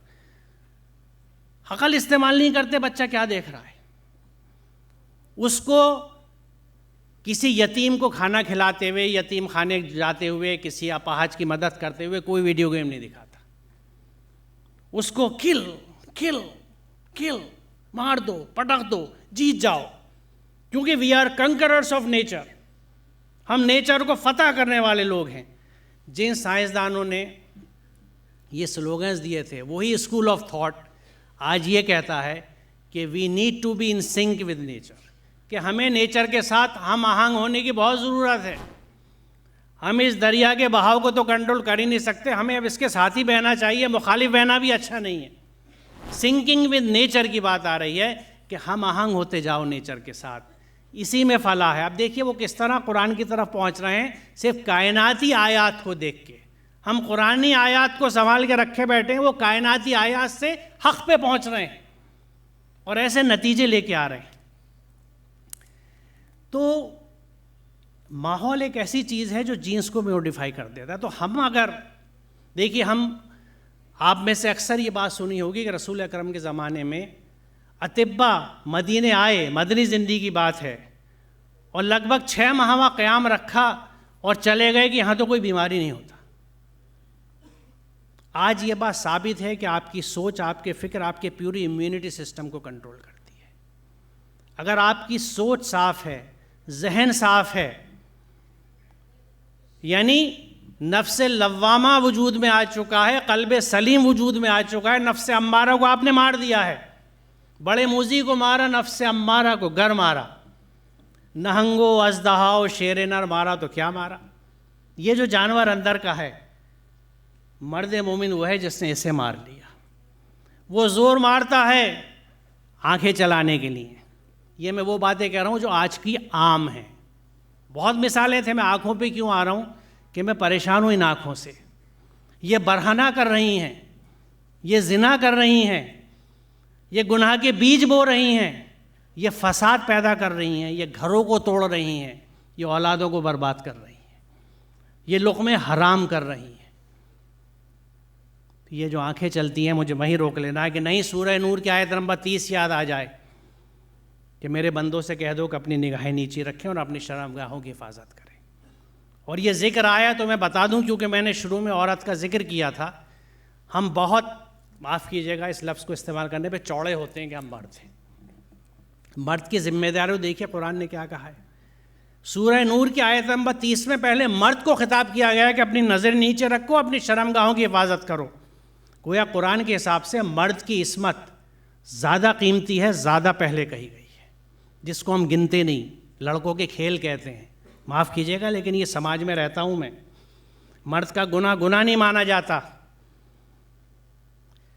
31ویں آیت میں سورہ نور میں 30 میں مرد اور 31 میں مومن عورتوں سے کہو کہ اپنی نگاہیں نیچی رکھیں اور اپنی شرمگاہوں کی حفاظت کریں اور اپنی زینت کو دکھاتی نہ پھریں. اللہ سب جانتا ہے جو یہ کرتے ہیں. تو پہلے مرد کی عزت عصمت کی بات آتی ہے، پھر عورت کی آتی ہے. یہ لطافتیں کہاں کھلیں گی اگر قرآن نہ سمجھیں. میں جاہل تھا، مسلمان نہیں تھا جب تک قرآن کو نہیں سمجھا، کیونکہ اس کے حکم کو سمجھا. تو میں اگر مسلمان ہوں، میرے ایمان ہے، تو پھر میری نظریں کیوں چل رہی ہیں؟ میں مال کے پیچھے کیوں بھاگ رہا ہوں؟ میں مال کو جمع کر کے کیوں رکھتا ہوں؟ قرآن کا تو فلسفہ یہ ہے، لوگ تم سے پوچھتے ہیں کیا خرچ کریں، کہو جو تمہاری ضرورت سے زیادہ خرچ کر دو. میں آڑے وقت کے لیے پس انداز کرتا ہوں. بچی پیدا ہوئی، پلاٹ لے کے ڈال دیا، جائیداد لے کے ڈال دی. گویا اس کے آڑے وقت میں اور میرے آڑے وقت میں یہ مال کام آئے گا. اور میں کہتا ہوں میں موحد ہوں، مشرک نہیں ہوں. اللہ کام نہیں آئے گا، یہ مال کام آئے گا. اس مال کو روک کے رکھتا ہوں. قرآن یہ کہتا ہے کہ جو لوگ سونے چاندی کو جمع کر کے رکھتے ہیں، قیامت کے دن اسی سونے چاندی پہ جہنم کی آگ دہکائی جائے گی اور ان کی پیشانیوں کو، ان کے پہلوؤں کو داغا جائے گا اس سونے چاندی سے کہ یہ ہے وہ خزانہ تم جمع کرتے تھے، لو اب اس کے مزے چکھو. یہ مال کا تصور قرآن میں کیا ہے؟ اور ہمارے یہاں معاف کیجیے گا اکثریت کا حال یہ ہے کہ لا الہ الا المال. زبان پہ ہے لا الہ الا اللہ، عمل میں ہے لا الہ الا المال. جو میرے کاروباری دوست ہیں پرانی دلی میں، وہ یہ کہتے ہیں کہ ڈاکٹر صاحب سارا کام سود پہ چل رہا ہے. اس انداز سے لیتے ہیں کہ 10,000 لے کے جا رہے ہیں، 3 مہینے بعد 12,000 دیں گے. سود کا نام نہیں دیا، ہم نے سوچا اللہ میاں کو چونا لگا دیا، بیوقوف بنا دیا. اللہ کو معلوم ہی نہیں کیا کر رہے ہیں. میاں 10 دیے تھے 12 لے رہے ہیں، کیا بات ہے؟ حل سنا ہے میاں سود تھوڑے لے رہے ہیں، لا حول ولا قوت، کیا بات کر رہے ہو ڈاکٹر صاحب؟ میں نے دیے تھے، اس نے مرضی سے لیے، اپنی مرضی سے 12 دے رہا ہے، میں نے تھوڑی زور لگایا. آرگومنٹس جہالت کی نشانی. تو اگر ہمارے عمل میں ایمان کا ریفلیکشن نہیں ہے تو ایمان نہیں ہے. کیوں؟ ایمان اندر کی چیزیں، جیسے جینز اندر کی چیزیں، جو ایکسپریشن ہے وہ جینز ہے. جو ایکسپریشن ہے، جو جین ہے وہ ایکسپریشن ہے. میں 22 کروموزومز کے جینس لے کے آیا تو انسان کا بچہ پیدا ہوا. اگر 22 کی جگہ 26 لے آتا تو ایک بندر کا بچہ پیدا ہوتا. ہر جاندار کے کروموزومز کا نمبر اور ساخت ہر چیز الگ ہے. یہ کمپوزیشن انسان کا تھا، میں انسان کے طور پہ پیدا ہو گیا. تو جو جینس تھی وہ اظہار ہوا. تو ایمان کا اظہار عمل میں ہے. تو یہ تکذیب کے دائرے میں آتا ہے، کیونکہ یہاں کفروا وکذبوا کا ذکر آ رہا ہے. ہم جانتے بوجھتے جب جھٹلاتے ہیں تو آیات کی تکذیب ہے. اور یہ ہم سے انجانے میں بہت ہوتی ہے، کیونکہ جب ہم نے قرآن پڑھا ہی نہیں، سمجھا ہی نہیں، تو ہمیں نہیں پتہ کہ ہم انجانے میں. اور اس میں ایک بات اور بھی ہے پہلو، کہ مجھ سے کچھ لوگوں نے یہ کہا جب میں انہوں نے ترجمے دیے، کہنے لگے کہ بھائی اگر اس کو پڑھ لیا تو پھر تو لازم ہو جائے گا عمل کرنا. اب تو ہم کہیں گے اللہ میاں نے پڑھا ہی نہیں تھا. وہ اس طرح بچتے پہلو تہی کرتے ہیں کہ پڑھ لیں گے تو بائنڈنگ ہو جائے گا، یہ تو لاگو ہو جائے گا ہم پہ. انہیں یہ آیت دکھائی ہے کہ غافلون کے لیے کیا کہتا ہے قرآن، کہ اگر آپ غفلت میں رہنا چاہتے ہیں کہ نہیں میں تو اندھیرے کا باسی ہوں، مجھے روشنی مت دکھاؤ، مجھے اندھیرے میں رہنے دو، روشنی میں نہیں آنا، روشنی جل گئی تو مجھے روشنی میں آنا بھی پڑے گا. قرآن کہتا ہے ان غافلوں کے لیے جو ابھی میں نے آیت دکھائی کہ یہ تو بنے ہی جہنم کے لیے. اس بات کو کہتے میں ڈر لگتا ہے، کیونکہ مجھ پہ بھی لاگو ہوتی ہے، ہم سب پہ لاگو ہوتی ہے. ہم غفلت کا شکار ہیں. غفلت کا شکار نہ ہوتے تو آج پوری دنیا میں اس مقام پر نہ ہوتے. آج پوری دنیا میں آگ کہاں لگی ہوئی ہے؟ جو سو کالڈ مسلم ممالک، مسلم خطے ہیں. یہ کیا چیز ہے؟ ہماری آنکھیں نہیں کھول رہی. کیوں ہے ایسا؟ وہ تو کیا کہتا ہے کہ وَلَا تَهِنُوا وَلَا تَحْزَنُوا وَأَنْتُمُ الْأَعْلَوْنَ إِن كُنتُم مُؤْمِنِينَ، کہ تم رنجیدہ نہ ہو، غم نہ کھاؤ، تم ہی اعلون میں سے رہو گے. You will be best of the best ان کنتم مومنین، اگر تم مومن ہوئے. تو اگر ہم نہیں ہیں اعلون میں سے تو اس کا نام مومن نہیں ہے. مومن نہیں ہے تو کیوں نہیں ہے؟ اس لیے کہ ام الکتاب طے کر کے رکھ دی ہے. جو رسی تھی اللہ کی کاٹ دی ہے، رشتہ منتقل، پلگ نکال لیا ساکٹ سے، کرنٹ کہاں سے آئے گا؟ جمود ہے، جامد ہے. کچھ چیزیں ہیں جس میں گھوم رہے ہیں اور سمجھ رہے ہیں کہ ٹھیک ہے. اگر یہ ٹھیک ہے تو پھر کیا غلط ہے؟ اور اگر یہ ٹھیک ہے تو ہم غلط ہیں. ہمارے پاس ابھی وقت ہے جاگنے کا، اٹھنے کا، اصلاح کرنے کا. کیا تم نے اسے دیکھا جس نے اپنی خواہش نفس کو اپنا خدا بنا لیا؟ یہ میں نے شروع میں بھی ذکر کیا تھا، اس لیے میں آگے بڑھتا ہوں اس سے. اے بنی آدم، کیا میں نے تم کو ہدایت نہ کی تھی کہ شیطان کی بندگی نہ کرو؟ یہاں عبدیت اور ربوبیت اور عبادت کی وضاحت ہوتی ہے کہ ولا تعبدوا شیطان ہے. تو اگر یہ عبد اور عبادت ہمارے محدود عبادت کے تصور سے ہوتی تو شیطان کی مسجد کہاں ہے جہاں شیطان کی نماز پڑھی جائے؟ اگر اللہ کی عبادت و بندگی، نماز، روزہ، زکوٰۃ، حج فرض ہے خالی، تو شیطان کے روزے کون رکھتا ہے؟ چلو شیطان کے تو کچھ روزے ہیں جو کہے جاتے ہیں، عید کے دن کا ہے، لیکن مسجد کہاں ہے؟ مسجد زرار کا تو ذکر سنتے ہیں، مسجد شیطان کا تو کوئی ذکر بھی نہیں آتا. تو یہاں وضاحت ہے اس کنٹراسٹ کے اندر کہ اللہ کی بندگی کا کیا مطلب ہے جب اللہ کہتا ہے کہ اللہ کی بندگی نہ کرو اور شیطان کی بندگی نہ کرو، میری ہی بندگی کرو. اب دیکھیں یہ کنسرن جو میں نے ذکر کیا تھا شروع میں تھوڑا سا بیچ میں، کہ پھر کیا تم اس وقت موجود تھے جب یعقوب اس دنیا سے رخصت ہو رہا تھا؟ اس نے مرتے وقت اپنے بیٹے سے پوچھا، بچوں میرے بعد تم کس کی بندگی کرو گے؟ ان سب نے جواب دیا، ہم اسی خدا کی بندگی کریں گے جسے آپ نے اور آپ کے بزرگوں ابراہیم، اسماعیل اور اسحاق نے خدا مانا ہے، اور ہم اسی کے مسلم ہیں. کتنی خوبصورت بات ہے، وَنَحْنُ لَهُ مُسْلِمُونَ. کیا ہم میں یہ ہمت ہے؟ مجھ میں نہیں ہے، کیونکہ میں اس کا مسلم بننے کی کوشش کر رہا ہوں. کب ہوا ہوں؟ پتہ نہیں کتنے احکامات ہیں جن کو میں نہیں عمل کر پا رہا، اور یہاں میں صرف اس کی رحیمی اور کریمی کا منتظر ہوں کہ شاید میں پکڑ سے بچ جاؤں. کیونکہ میں اپنی اس مادی زندگی میں اپنے آپ کو اتنا نہیں بڑھا سکا کہ وہ فلاح پا جاؤں جس کا میں منتظر ہوں. لیکن یا اللہ میں کوشش کرتا ہوں کہ مسلم بن سکوں، میں مسلم بنوں. لہو مسلم وَنَحْنُ لَهُ مُسْلِمُونَ. غور کیجیے گا اس بات کہ ہم اسی کے مسلم ہیں. ہر شخص کا درجہ اس کے عمل کے لحاظ سے، اور تمہارا رب لوگوں کے اعمال سے بے خبر نہیں ہے. اگر ہم قرآن پہ ایمان رکھتے ہیں اور قرآن کا ایک ایک لفظ صحیح ہے، تو اس آیت کی روشنی میں بے عملی کی کہیں گنجائش ہے؟ اسلام کے اندر. یعنی as you sow shall you reap. جو آپ بوئیں گے وہی کاٹیں گے, جو یہاں بچوں کے معاملے میں بھی آیا. زندگی بھر چائے میں نمک گھولا تو میٹھی چائے ملے گی نہیں. میرے پاس بھی کالج میں آتے ہیں کہ اب کیا کروں, اب کیا ہو سکتا ہے, اب گئی بیٹی تو میں کیا کروں, قصور آپ کا تھا, نمک گھولا تھا تو میٹھی چائے کہاں سے ملے گی. اپنے معاملے کنٹرول نہیں ہوتے, اپنے نفس پہ, اپنے جانور پہ قابو نہیں پایا گیا, بچوں کی تربیت کہاں سے ہوگی. قرآن سے جڑے نہیں, رسی اپنی کاٹ دی. دیکھیے جس طرح ماں کے پیٹ میں وہ نلی ہوتی ہے جو غذائیت ماں کے جسم سے بچے میں منتقل کرتی ہے, اور جب بچہ پیدا ہوتا ہے تو وہ قدرتاً بڑا زبردست میکینزم ہے. جہاں دیکھیے اللہ تعالیٰ کی تخلیق کے نمونے ہیں, خود بخود کس طرح وہ ڈٹیچ ہوتی ہے. ایک نشان ناف کا چھوڑتی ہے ہمارے. یہ وہ رسی ہے جس سے سامان ربوبیت اس ماں کے جسم سے اس بچے کے پیٹ میں پہنچ رہا تھا, اس بچے کے جسم میں شامل ہو رہا تھا, اس کی بڑھوار ہو رہی تھی. یہ بچہ تھا کہاں؟ مادر رحم میں, ماں کے پیٹ میں. یہاں رحم کی وضاحت ہے. وہ رحیم ہے. جس طرح رحم میں بچے کو رکھا جاتا ہے پوری حفاظت کے ساتھ, پورے اہتمام کے ساتھ, ایسا وہ ہر بندے کو رکھنا چاہتا ہے. کہتا میں تو رحیم ہوں. ہم اس کی آغوش میں آنے کے لیے خود تیار نہیں ہوتے.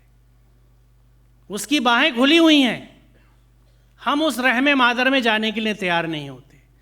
یہ ایک رحم مادر سے دوسرے رحم مادر کا سفر ہے. ایک رحم مادر 9 ماہ کی ہے, دوسری 70, 80, 90 سال کی, جتنی عمر ہو. یہ دنیا بھی رحم مادر بن سکتی ہے اگر ہم اپنی کنیکشن امبلیکل کارڈ کو جوڑ کے رکھیں, اور وہ ہے قرآن کریم. وہ اللہ کی رسی ہے. اس سے رشتہ ٹوٹ گیا تو وہ جو آرگینک لنک تھا ماں و بیٹی کے بیچ میں وہ ختم ہو گیا, بچہ دنیا میں آ گیا. ہم نے وہ لنک اللہ سے توڑ دیا اور کچھ کرتے پھر رہے ہیں, لیکن اس لنک کو نہیں جوڑ رکھا. تو وہ سامان ربوبیت آئے گا کہاں سے؟ آتے ہیں غیب سے. یہ مضامین خیال میں غالب سریر خامہ نوائے سروش ہے. تو یہ جو غیب سے چیز آتی ہے, یہ کنیکشن ملنے کی تو بات ہے نا. ذہن میں آج اگر میں نعوذ باللہ یہ سوچنے لگوں کہ اللہ نے مجھے بڑی عقل دے دی, بڑا انٹلیکچوئل ہو گیا اور بہت باتیں کر رہا ہوں, تو میں کبر کا شکار ہوا, میں شیطان کے راستے پہ چلا گیا. جو ہے اس کی عطا ہے.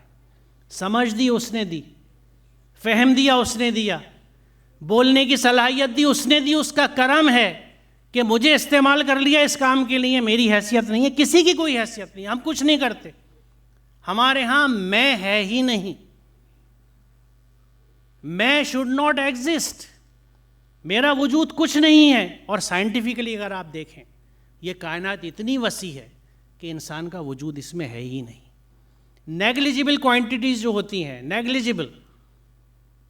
اس یونیورس کو آپ دیکھ لیجئے. ہماری جو صرف, میں اکثر اس بات کو بتاتا ہوں کیونکہ اس سے اللہ کی عظمت کا احساس ہوتا ہے, کہ جو ہماری کہکشاں ہے ملکی وے, یہ گیلیکسی, اس کے ایک بازو سے دوسرے بازو سفر کرنے کے لیے 1,00,000 لائٹ ایئرس آپ کو ٹریول کرنا ہے. لائٹ ایئر 1 سال میں روشنی جتنا چلتی ہے, آپ اندازہ لگائیے. 1 سیکنڈ میں 3,00,000 کلومیٹر چلتی ہے. تو 60 سے ضرب دیں گے تو منٹ بنا, 24 سے ضرب دیں گے تو دن بنا, 30 سے ضرب دیں گے, اور یہاں پھر کمپیوٹر نہیں چلیں گے, فیل ہو گئے. 30 سے ضرب دیں گے تو مہینہ, اور پھر 12 سے ضرب دیں گے تو 1 سال. 1 سال میں روشنی جتنا سفر کر لیتی ہے وہ 1 نوری سال یا 1 لائٹ ایئر بنتا ہے. صرف اس گیلیکسی کے ایک بازو سے دوسرے بازو میں 1,00,000 لائٹ ایئرس کا فاصلہ ہے. اور ایسی کروڑ گیلیکسی اس کائنات میں موجود ہیں جس میں اربوں خربوں ہمارے جیسے سورج اور زمین اور تارے اور ستارے اور چاند سب موجود ہیں. وہ عظیم ہستی اور اس کا حساب ان کو باندھے ہوئے ہے میگنیٹک فورسز سے جو ان کو سنبھالے ہوئے ہیں. کیا ایسی ہستی کو حساب لینے میں دیر لگے گی؟ محتسب اعلیٰ اس کے حساب کا حال تو کسی جاننے والے سے پوچھو، اس کی خبر تو کسی جاننے والے سے پوچھو۔ یہ کیوں قرآن میں کہا جاتا ہے کہ اس کی خبر تو کسی جاننے والے سے پوچھو؟ ہم کہتے ہیں نہیں، یہ سب جان پہچان تو دنیاوی کام ہے، دین سے باہر کی بات ہے۔ یہ بہت بڑی ٹریجڈی تھی جو اس خطے کے اوپر، اس سب کانٹیننٹ اور کہیں نہیں ہے۔ یہ دو دھڑوں کی تقسیم علم کی کہیں اور نہیں ہے۔ اللہ کا شکر ہے اب دھڑے کچھ ملتے جا رہے ہیں، سمجھ میں آ رہی ہے بات کہ قرآن ایک علم کی بات کرتا ہے، علم ایک ہے، شعبے تخصیص اختصاص الگ الگ ہیں، کسی طرف بھی جائیے لیکن علم کو تقسیم مت کیجیے، اپنے اسپیشلائزیشن جس کو جو لے لیں۔ تو بہرحال عمل اصل چیز ہے، اور جو ایمان ہے وہ عمل ہے۔ اب میں تیزی سے ان آیات کو پڑھتا جاؤں گا جس میں رحمان کے بندوں کی وضاحت خود قرآن نے کی ہے۔ یہاں بندوں کی بات ہے، عباد الرحمن کی بات ہے۔ رحمان کے بندے وہ ہیں جو زمین پر نرم چال چلتے ہیں، اور جاہل ان کے منہ کو آئیں تو کہہ دیتے ہیں کہ تم کو سلام، جو اپنے رب کے حضور سجدے اور قیام میں راتیں گزارتے ہیں۔ یہاں میں ایک چیز کی وضاحت کروں تو جاہل ان کے منہ کو آئیں تو کہتے تھے سلام، جاہل کا مطلب عموماً الٹریٹ سمجھا جاتا ہے۔ جہالت لٹریسی سے کوئی تعلق نہیں ہے، آپ پڑھے لکھے ہیں یا نہیں، جہالت ہے اڑیل پن، ایڈامینسی، وہ چٹان جو اڑی رہے ہلے نہیں، اس کے لیے جہیلا کا لفظ استعمال ہوتا ہے۔ تو جو اڑیل لوگ ہیں اپنی سوچ پہ نہیں جی نہیں یہ تو ایسے ہی ہوتا تھا، تم پتہ نہیں کیا بات کر رہے ہو، ہمارے تو سب ایسے کرتے آ رہے تھے، ہمارے گھر میں تو لو جی لو، ہمارے یہاں سے تو برسوں میں شادی کی رسم ہو رہی ہے، تم عجیب آئے 2 دن کے مسلمان ہو کے قرآن لے کے آ گئے کہ یہ رسم نہیں ہوگی وہ رسم نہیں ہوگی، واہ جہیز نہیں لیں گے تو کیسے کام چلے گا، ناک نیچے نہیں ہو جائے گی کہ لڑکی لائے کیا ہے، بالکل خالی ہاتھ آ گئی، فقیر کی بیٹی تھی کیا، پھکٹ آ گئی، یہ سب جملے سننے کو ملتے ہیں۔ یہ تو ایسے ہی ہوتا تھا صاحب، یہ جو ایسے ہی ہوتا تھا یہ وہ جاہل ہیں جن کو سلام کر کے الگ ہونے کی بات ہے۔ نا آج کل ہمارے یہاں سب سے زیادہ عام ہے۔ وہ جو ایک دھبا ہمارے اوپر وجود میں آیا تھا مملکت خداداد کے نام سے، وہاں ہری پگڑی لال کو مار رہی ہے، لال کالی کو مار رہی ہے، اس کی مسجد میں بم اور تیری مسجد میں بم، میری مسجد میں AK-47، اور ہر کام اللہ کے نام پہ، اسلام کے نام پہ ہو رہا ہے۔ اس حساب سے دیکھیں تو ہر ایک گروپ دوسرے کو کافر کہہ رہا ہے، تو مسلمان تو کہیں ہے ہی نہیں۔ مسلمان شاید ہندوستان میں رہنے والے ہم جیسے لوگ ہیں جو مسلمان بننے کی کوشش کر رہے ہیں، ورنہ اس مملکت خداداد میں بار بار اس زور دے رہا ہوں کہ اس زوم میں وجود میں آئی تھی، وہاں پہ کوئی گروہ مسلمان ہی نہیں، ایک دوسرے کو کافر ہی کہتے رہتے ہیں، جو جھوٹ کے گواہ نہیں بنتے، اور کسی لغو چیز پر ان کا گزر ہو جائے تو شریف آدمی اتنا گزر جاتے ہیں، جنہیں جب ان کے رب کی آیات سنائی جاتی ہیں تو ان پر بہرے اور اندھے بن کر نہیں گرتے، یعنی اللہ کی آیات پہ بھی غور و فکر اور تدبر کرتے ہیں۔ یہ نقطہ بہت اہم ہے۔ رحمان کے بندے کی یہ شان بتائی جا رہی ہے کہ اللہ کی آیات بھی ان کے سامنے آتی ہیں تو اندھے بہرے بن کے نہیں گرتے، ان پہ غور و فکر کرتے ہیں۔ ہمیں واٹس ایپ پہ جو میسج ملتا ہے فٹافٹ آگے فارورڈ کر دیتے ہیں، تحقیق نہیں، غور و فکر نہیں کہ یہ بات کہہ رہا ہے صحیح ہے غلط ہے، میں کیوں کروں۔ وجہ یہ ہے کہ دیکھیے کبھی کبھی ایک ایبریشن ہوتا ہے، غلطی ہوتی ہے، اس کو اجتماعیت کا رنگ نہیں دینا چاہیے۔ ایک تاریخی کچھ وجوہات سے عقل کا استعمال ہمارے ہاں بین کر دیا گیا، لگ بھگ تقریباً مذہبیات کے معاملے میں، دین کے معاملے میں، بولنا نہیں، سوچنا نہیں، جو کہا گیا وہ کرو، سوال کرتے ہو۔ قرآن کیا کہتا ہے عقل کے معاملے میں؟ دیکھیے، یقیناً خدا کے نزدیک بدترین قسم کے جانور وہ بہرے گونگے لوگ ہیں جو عقل سے کام نہیں لیتے، اور یہاں دابا کا لفظ استعمال کیا ہے اللہ رب العزت نے، ناس بھی نہیں کہا، کیونکہ وہ انسان گنتا نہیں رب ان کو، کریچرز، مخلوق۔ کیا انداز ہے تخاطب کا، غور کیجئے اس بات کے اوپر کہ اللہ کے نزدیک بدترین قسم کے جانور وہ بہرے گونگے لوگ ہیں جو عقل سے کام نہیں لیتے۔ عقل سے کام لیجئے، تفکر تدبر کیجئے، پھر چیز عمل میں لائیے، اس پہ ایمان لائیے اور عمل میں لائیے۔ دیکھیے ایمان کے ساتھ ہمیشہ عمل کا لفظ قرآن میں آیا، الا الذین آمنوا وعملوا الصالحات، سورہ 3 کی جو آیت ہے کہ بہترین ہے، لقد خلقنا الانسان فی احسن تقویم ثم رددناہ اسفل سافلین۔ بے شک ہم نے انسان کو بہترین ساخت پہ پیدا کیا، بیسٹ آف دا کریشن، حقیقت ہے، اشرف المخلوقات، لیکن پھر اس کو بدترین سے بدترین بنا دیا، اسفل سافلین، الا الذین آمنوا وعملوا الصالحات، سوائے لوگے جو ایمان لائے اور عمل صالح ان کے نظر آئے، ایمان کا ریفلیکشن باہر دکھا۔ اب عمل صالح بھی ہمارے محدود ہو گئے، کیونکہ اس کا ترجمہ ہو گیا نیک اعمال، نیک کام، نیک کام میں پھر ہماری فہرست وہی آ گئی کہ نماز، روزہ، مصلی، زکوٰۃ، تسبیحات۔ اب تک ہم جو مفاہیم دیکھ کے آ رہے ہیں اور اللہ کے بندوں کا جو ذکر ان آیتوں میں آپ سن رہے ہیں تسلسل کے ساتھ، سورہ فرقان تھا، اس میں کیا کیا خوبیاں بیان کی جا رہی ہیں لوگوں کی، یہ ان کے کردار سے متعلق ہیں، یہ ان کے کردار کا ریفلیکشن ہے۔ اور دیکھیے، جو دعائیں مانگا کرتے ہیں کہ اے ہمارے رب ہمیں اپنی بیوی اور اپنی اولاد سے آنکھوں کی ٹھنڈک دے، اور ہم کو پرہیزگاروں کا، یہاں متقین لفظ بہتر ہے، پرہیزگاری میں وہ بات نہیں آجی، ہمیں متقین کا امام بنا۔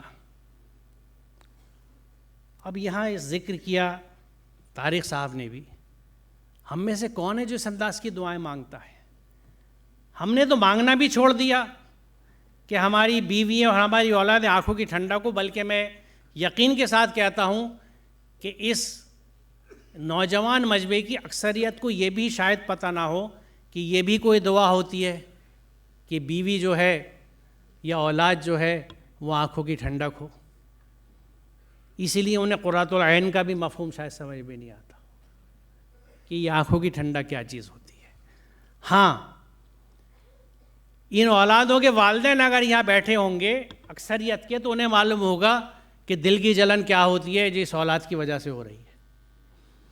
تو اس دل کی جلن سے بچنا ہے تو آنکھوں کی ٹھنڈک مانگیے۔ جب گرمی پڑتی ہے تو ہم گرمی سے نجات کی دعا بھی مانگتے ہیں، ساتھ میں اس سے بچنے کے انتظام بھی کرتے ہیں۔ چھت پہ بھی مٹی ڈال دیتے ہیں، صحن میں چھڑکاؤ بھی کر لیتے ہیں، پنکھے بھی لگا لیتے ہیں، کولر بھی لگا لیتے ہیں، ایئر کنڈیشنر بھی لگا لیتے ہیں، انتظامات بھی ہو رہے ہیں، دعا بھی ہو رہی ہے۔ ہمارے ہاں دعائیں تو کیسی حد تک کہیں بچی ہیں، عمل اور انتظامات ختم ہو گئے۔ ہم نے ہر کام جو اللہ نے ہمارے لیے دیا تھا، ہم نے واپس اللہ تعالی کی طرف موڑ دیا۔ یہ ایک دعا میں شریک تھا، عید کی نماز سے فارغ ہوئے تھے، اور اس میں دعا یہ تھی کہ یا اللہ بے سہاروں کو سہارا دے دے، یتیموں کی زندگی آسان کر دے، بیواؤں کے لیے سہارے کا انتظام کر دے، جو لوگ مشکلات میں ان کی مشکلیں دور کر دے۔ تو اللہ نے میرے دماغ میں یہ بات ڈالی کہ ہمیں کس لیے بنایا گیا تھا؟ یہ تو ہمیں کام دیے گئے تھے، خیر امت بنایا گیا تھا، اخرجت للناس، انسانوں کے لیے ہمیں بپا کیا گیا تھا، نکالا گیا تھا۔ ایک تصور ہے یہ بپا کرنے والا۔ وی ور لانچڈ فار دس پرپس کہ لوگوں کی پریشانی دور کرو۔ کس طرح سے؟ جس کے پاس جو ہے دو، مال تمہارے پاس زیادہ ہے، جس کے پاس نہیں ہے اس کو دو۔ ایتاء ذی القربیٰ کا جو فلسفہ ہے، یہ والی جو قوم تھی، اب یہ والی قوم، ہم ہر ایک سے مانگ رہے ہیں، ڈیمانڈس ہیں، شکایتیں ہیں، فرمائشیں ہیں، ہم دے کیا رہے ہیں؟ میں سوچتا ہوں بیٹھ کے، آپ بھی سوچیے گا کہ میں جس محلے میں، جس گلی میں، جس علاقے میں رہ رہا ہوں، میں نے اس کو کچھ دیا ہے کیا ابھی تک؟ یہ ہمیشہ مانگا ہے۔ میں نے اپنے ماں باپ کو کچھ دیا ہے؟ کوئی نہیں دے سکتا ماں باپ کو کچھ، وہ اتنا کچھ کر دیتے ہیں۔ اسی لیے اللہ تعالیٰ نے یعنی بیشتر جگہ پہ اپنے بعد والدین کے لیے احسان کا حکم دیا ہے۔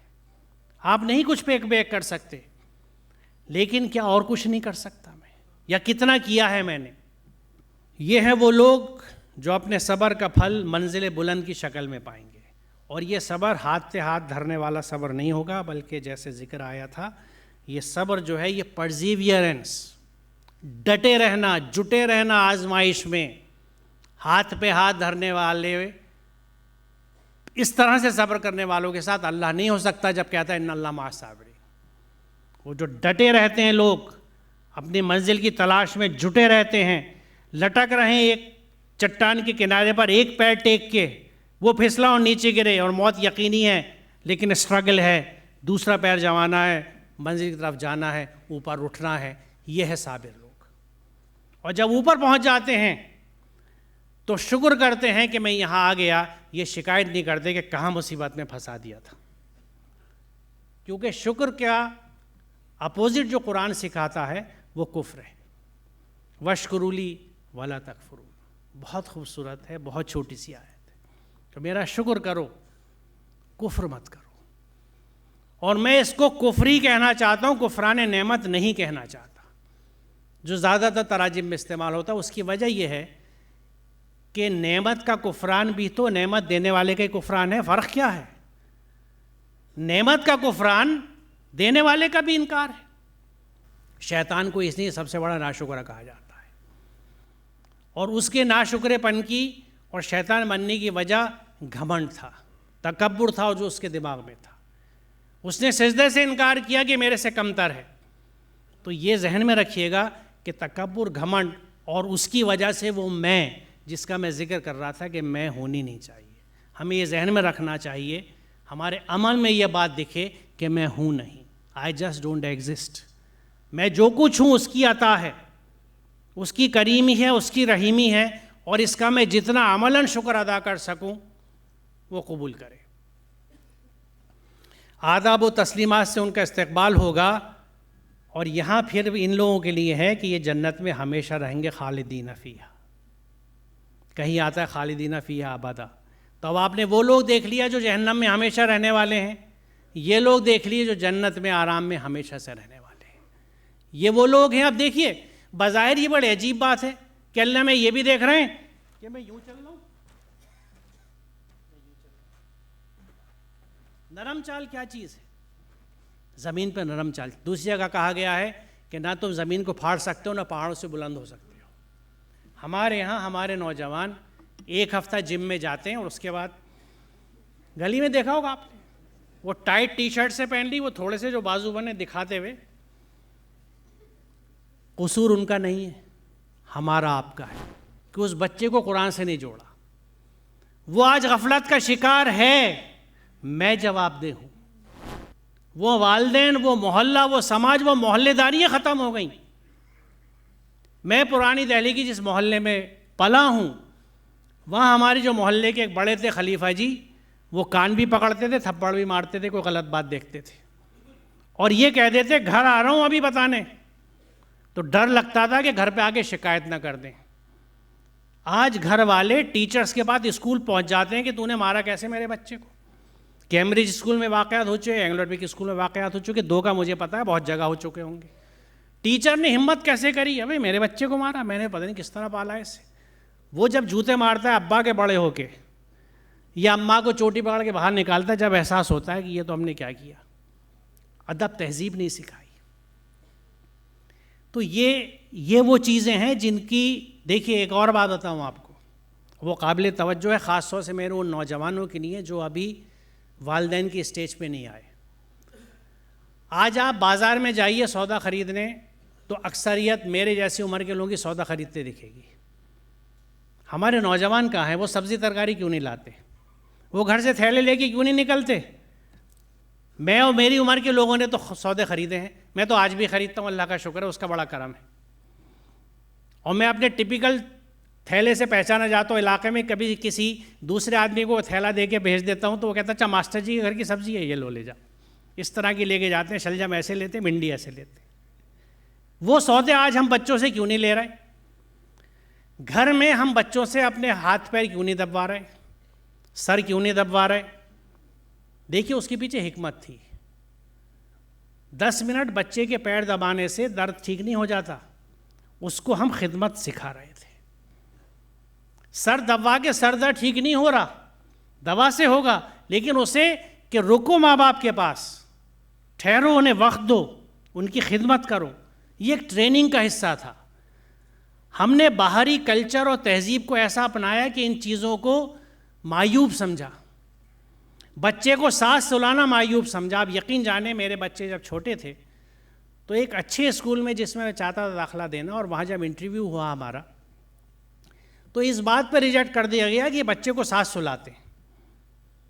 تو میں نے کہا اسکول امپورٹنٹ نہیں ہے جی، یہ جو گھر کے اسکول ہیں ان کے ماں اور باپ کی زیادہ امپورٹنٹ ہے، ہم ساتھ ہی سلائیں گے، آپ کا اسکول نہیں چاہیے ہمیں۔ یہ آپ بیتی بتا رہا ہوں میں آپ کو۔ تو وہ تربیتیں جب نہیں رہیں تو پھر ہمارے یہاں سے خدمت گزار، اسی لیے آج ہمارے یہاں والنٹیئرس نہیں ملتے، خدمت گزار لوگ نہیں ملتے، کیونکہ گھروں سے تربیت ختم ہوئی ہے، ہم نے ان چیزوں پہ دھیان نہیں دیا۔ پھر وقت ہے ان چیزوں کا، کیونکہ یہ سکھانا ہے۔ جب تک ہم اپنے بچوں سے گھر میں اپنی صفائی نہیں کرائیں گے، گھر میں ان سے پوچھا نہیں لگوائیں گے، برتن نہیں دھلوائیں گے، ٹوائلٹ صاف نہیں کرائیں گے، ان کا نفس امارہ ختم نہیں ہوگا، ان کا گھمنڈ نہیں ٹوٹے گا۔ آپ یہ کہیے کہ بیٹا اپنا ٹوائلٹ تم خود صاف کرو گے، ہم اپنا ٹوائلٹ خود صاف کرتے ہیں، ٹوائلٹ صاف کرنے کے لیے دوسرا آدمی کیوں آئے گا؟ اگر کسی وجہ سے آپ کے گھر میں صفائی کرنے کے لیے کوئی دوسرا آ رہا ہے، کسی مجبوری سے، مجبوری نہیں ہے تو بالکل مت بلائیے، آپ کا گھر ہے، آپ استعمال کرتے ہیں، خود صاف کیجیے۔ یہ سب تربیت کے حصے ہیں۔ یہ تربیت نہیں ہوتی تو جس طرح بچے کا مزاج سخت ہو رہا ہے، وہ گیمز کھیل کھیل کے، وہ WWF کی کشتیاں دیکھ دیکھ کے انسان جانور کی طرح مار رہا ہے ایک دوسرے کو، تو وہ تو پہلی فرصت میں، اور دیکھتے ہیں بچوں کو آپ لڑتے ہوئے اسی اسٹائل سے، میں نے دیکھا ہے، وہ یوں ہی ماریں گے اس کو۔ تو ہم اسے کیا سکھا رہے ہیں؟ خدمت کا جذبہ نہیں سکھا رہے، پڑوسی کا کام کرنا اسے نہیں سکھا رہے، پڑوسی کوئی کہہ کے تو دیکھ لے، ہمت ہی نہیں، اول تو پڑوس کا کلچر ختم، محلے داری ختم۔ ان سب چیزوں نے ہماری شخصیت کو کمزور کیا ہے، سخت دل کیے ہیں، اور سونے پہ سہاگا یہ، اور اس کی وجہ بھی یہ بنی کہ ہم قرآن سے ڈسکنیکٹ ہوئے، کہ قرآن جو ہمیں جذبہ سکھاتا ہے اس کا فقدان اسی وجہ سے آیا کہ ہماری عملی زندگیوں میں وہ جذبہ نہیں رہا، وہ ایثار کا، خدمت کا۔ اب دیکھیں، میں نے ایک جگہ پڑھا کہ اسماعیل عیدی کی والدہ ان کو بچپن میں جو پیسے دیتی تھیں، ان کو یہ تاکید کرتی تھیں کہ یہ آدھے پیسے تمہارے لیے ہیں اور آدھے کسی اور پہ خرچ کرنا۔ ایسی ماؤں کے گھر میں اسماعیل عیدی پیدا ہوتے۔ ہماری ماؤں کی کوشش یہ ہوتی ہے کہ سب کچھ میرے بچے کو مل جائے، ہائے میرا بچہ، دیکھو اس کو دے دو نا سب، یہ مامتا کا جذبہ ہوتا ہے۔ ایسی ماؤں کے اسماعیل عیدی پیدا نہیں ہوتے، ان کے ایسے پیدا ہوتے ہیں کہ وہ بڑھاپے میں اس ماں سے بھی کہتا ہے، اماں بھی کیا پریشان کرتی رہتی، چپ پڑی رہو نا، تنگ آ گیا تمہاری باتیں سن سن کے، یہاں پہ درد، وہاں پہ درد، وہاں پہ درد، گولی کھا لو۔ یہ نتیجے ملتے ہیں ایسی اولادوں کو پالنے سے۔ اور اس وقت اس ماں کو غفلت میں ہے تو یہ بھی احساس نہیں ہوگا کہ یہ میرا ہی بویا ہوا پودا ہے۔ دیکھیں، نیبولی بوئیں گے تو نیم پائیں گے، آم کی گٹھلی بوئیں گے تو آم پائیں گے۔ بچوں کو، اور بچوں کی بات نہیں، یہ پورے گرد و پیش کی بات ہے کہ اپنے ماحول کو اگر آپ نہیں سدھاریں گے، اس وقت آج ہم پھر سے مچھر کے عذاب میں مبتلا ہیں، اس کو مذاق میں مت لیجیے گا۔ وائرس، اب تک کی جو بیماریاں آ رہی تھی وائرس کی، اس میں چاہے ایڈس ہو، انفلوئنزا ہو، نزلہ ہو، یہ براہ راست وائرس آ رہا تھا۔ اب وائرس مچھر کے ذریعے آ رہا ہے۔ وہ مچھر پیدا کا ہو رہا ہے گندگی میں۔ وہ گندگی کس نے پیدا کری؟ میں نے اور آپ نے۔ اگر ہم فساد کا تدارک کرنے والی قوم تھے، قوم مصلحین تھے، ہمیں اصلاح کرنی تھی، یعنی فساد کو نیست و نابود کرنا تھا، ہمیں ان گندگیوں کو روکنا تھا۔ ہمارے علاقوں سے، دکانوں سے آج بھی کوڑا سڑک پہ پھینکتا ہے، خالی پلاٹوں میں تھیلی بند کے آج بھی پھینکتی ہے۔ غفلت بے حسی ہے کہ یہی گندگی جو باہر جا جا کے مچھر پیدا کر رہی ہے، ہم سب کو بیمار ڈال رہی ہے۔ تو یہ وہ سوچ ہے جس کو سدھارنے کی ضرورت ہے، کیونکہ ہر طرح کا فساد جو ہے وہ برا ہے اور غلط ہے۔ اور کوشش کرو اللہ کی راہ میں، جیسا کہ کوشش کرنے کا حق ہے۔ اس نے تمہیں چن لیا ہے اور دین میں تم پر کوئی تنگی نہیں رکھی۔ قائم ہو جاؤ اپنے باپ ابراہیم کی ملت پر۔ اس اللہ نے تمہارا نام مسلم رکھا، اس سے قبل بھی اور اس قرآن میں بھی، تاکہ رسول تم پر گواہ ہو اور تم لوگوں پر گواہ۔ رونگٹے کھڑی کر دینے والی آیات ہے یہ۔ کیوں؟ کوشش کس بات کے لیے کرنے کہا گیا ہے؟ اس نے تمہیں چن لیا ہے، کس کام کے لیے چنا ہے؟ دیکھیے، سورہ بقرہ میں شروع میں اگر آپ دیکھیں جہاں ذکر ہے آدم کی پیدائش کا، تو وہاں شیطان نے اجازت مانگی ہے کہ تو مجھے اس وقت تک کی اجازت دے جب تک کہ اٹھائے جائیں گے، میں ان کو آگے سے، پیچھے سے، دائیں سے، بائیں سے گمراہ کروں گا۔ اللہ تعالیٰ نے کہا سوائے میرے مخلصین کے، میرے مخلصین اللہ الدین اور لہو مسلمون والوں کی بات چھوڑ کے، ان پہ تیرا اثر نہیں چلے گا۔ تو اللہ تعالیٰ نے شیطان کو مہلت دے دی قیامت تک کہ وہ انسانیت کو گمراہ کرے، اور نبوت 1400 سال پہلے بند ہو گئی۔ ہر دور میں جب انسان بھٹکتا تھا ایک نبی آتے تھے، کتاب آتی بھی تھی یا پچھلی کتاب پہ عمل ہوتا تھا اور ہدایت دی جاتی تھی۔ 1400 سال سے نبی آخر الزماں ہمارے ایمان کا ایسے عقیدہ ہے، قرآن نے کہا ہے کہ اب کوئی پیغمبر نہیں آئے گا، کیونکہ آج ہم نے یہ دین تم میں مکمل کر دیا، اپنی نعمت مکمل کر دی۔ تو کیا نعوذ باللہ اللہ تعالیٰ ناانصاف ہے کہ بھٹکانے والے کو تو چھٹی اور راہ دکھانے والے کے راستے بند؟ نہیں، حقیقت دوسری ہے جس کی طرف سے ہم غافل ہیں۔ جب ایک ٹریننگ کا کورس چلتا ہے، پروفیشنل کورس چلتا ہے، تو جب کورس مکمل ہو جاتا ہے تو آخری دن ایک استاد آتا ہے اس کی تکمیل کے لیے، بالکل فائنل کرنے کے لیے۔ مان لیجیے جیسے میڈیسن کی کلاس ہے،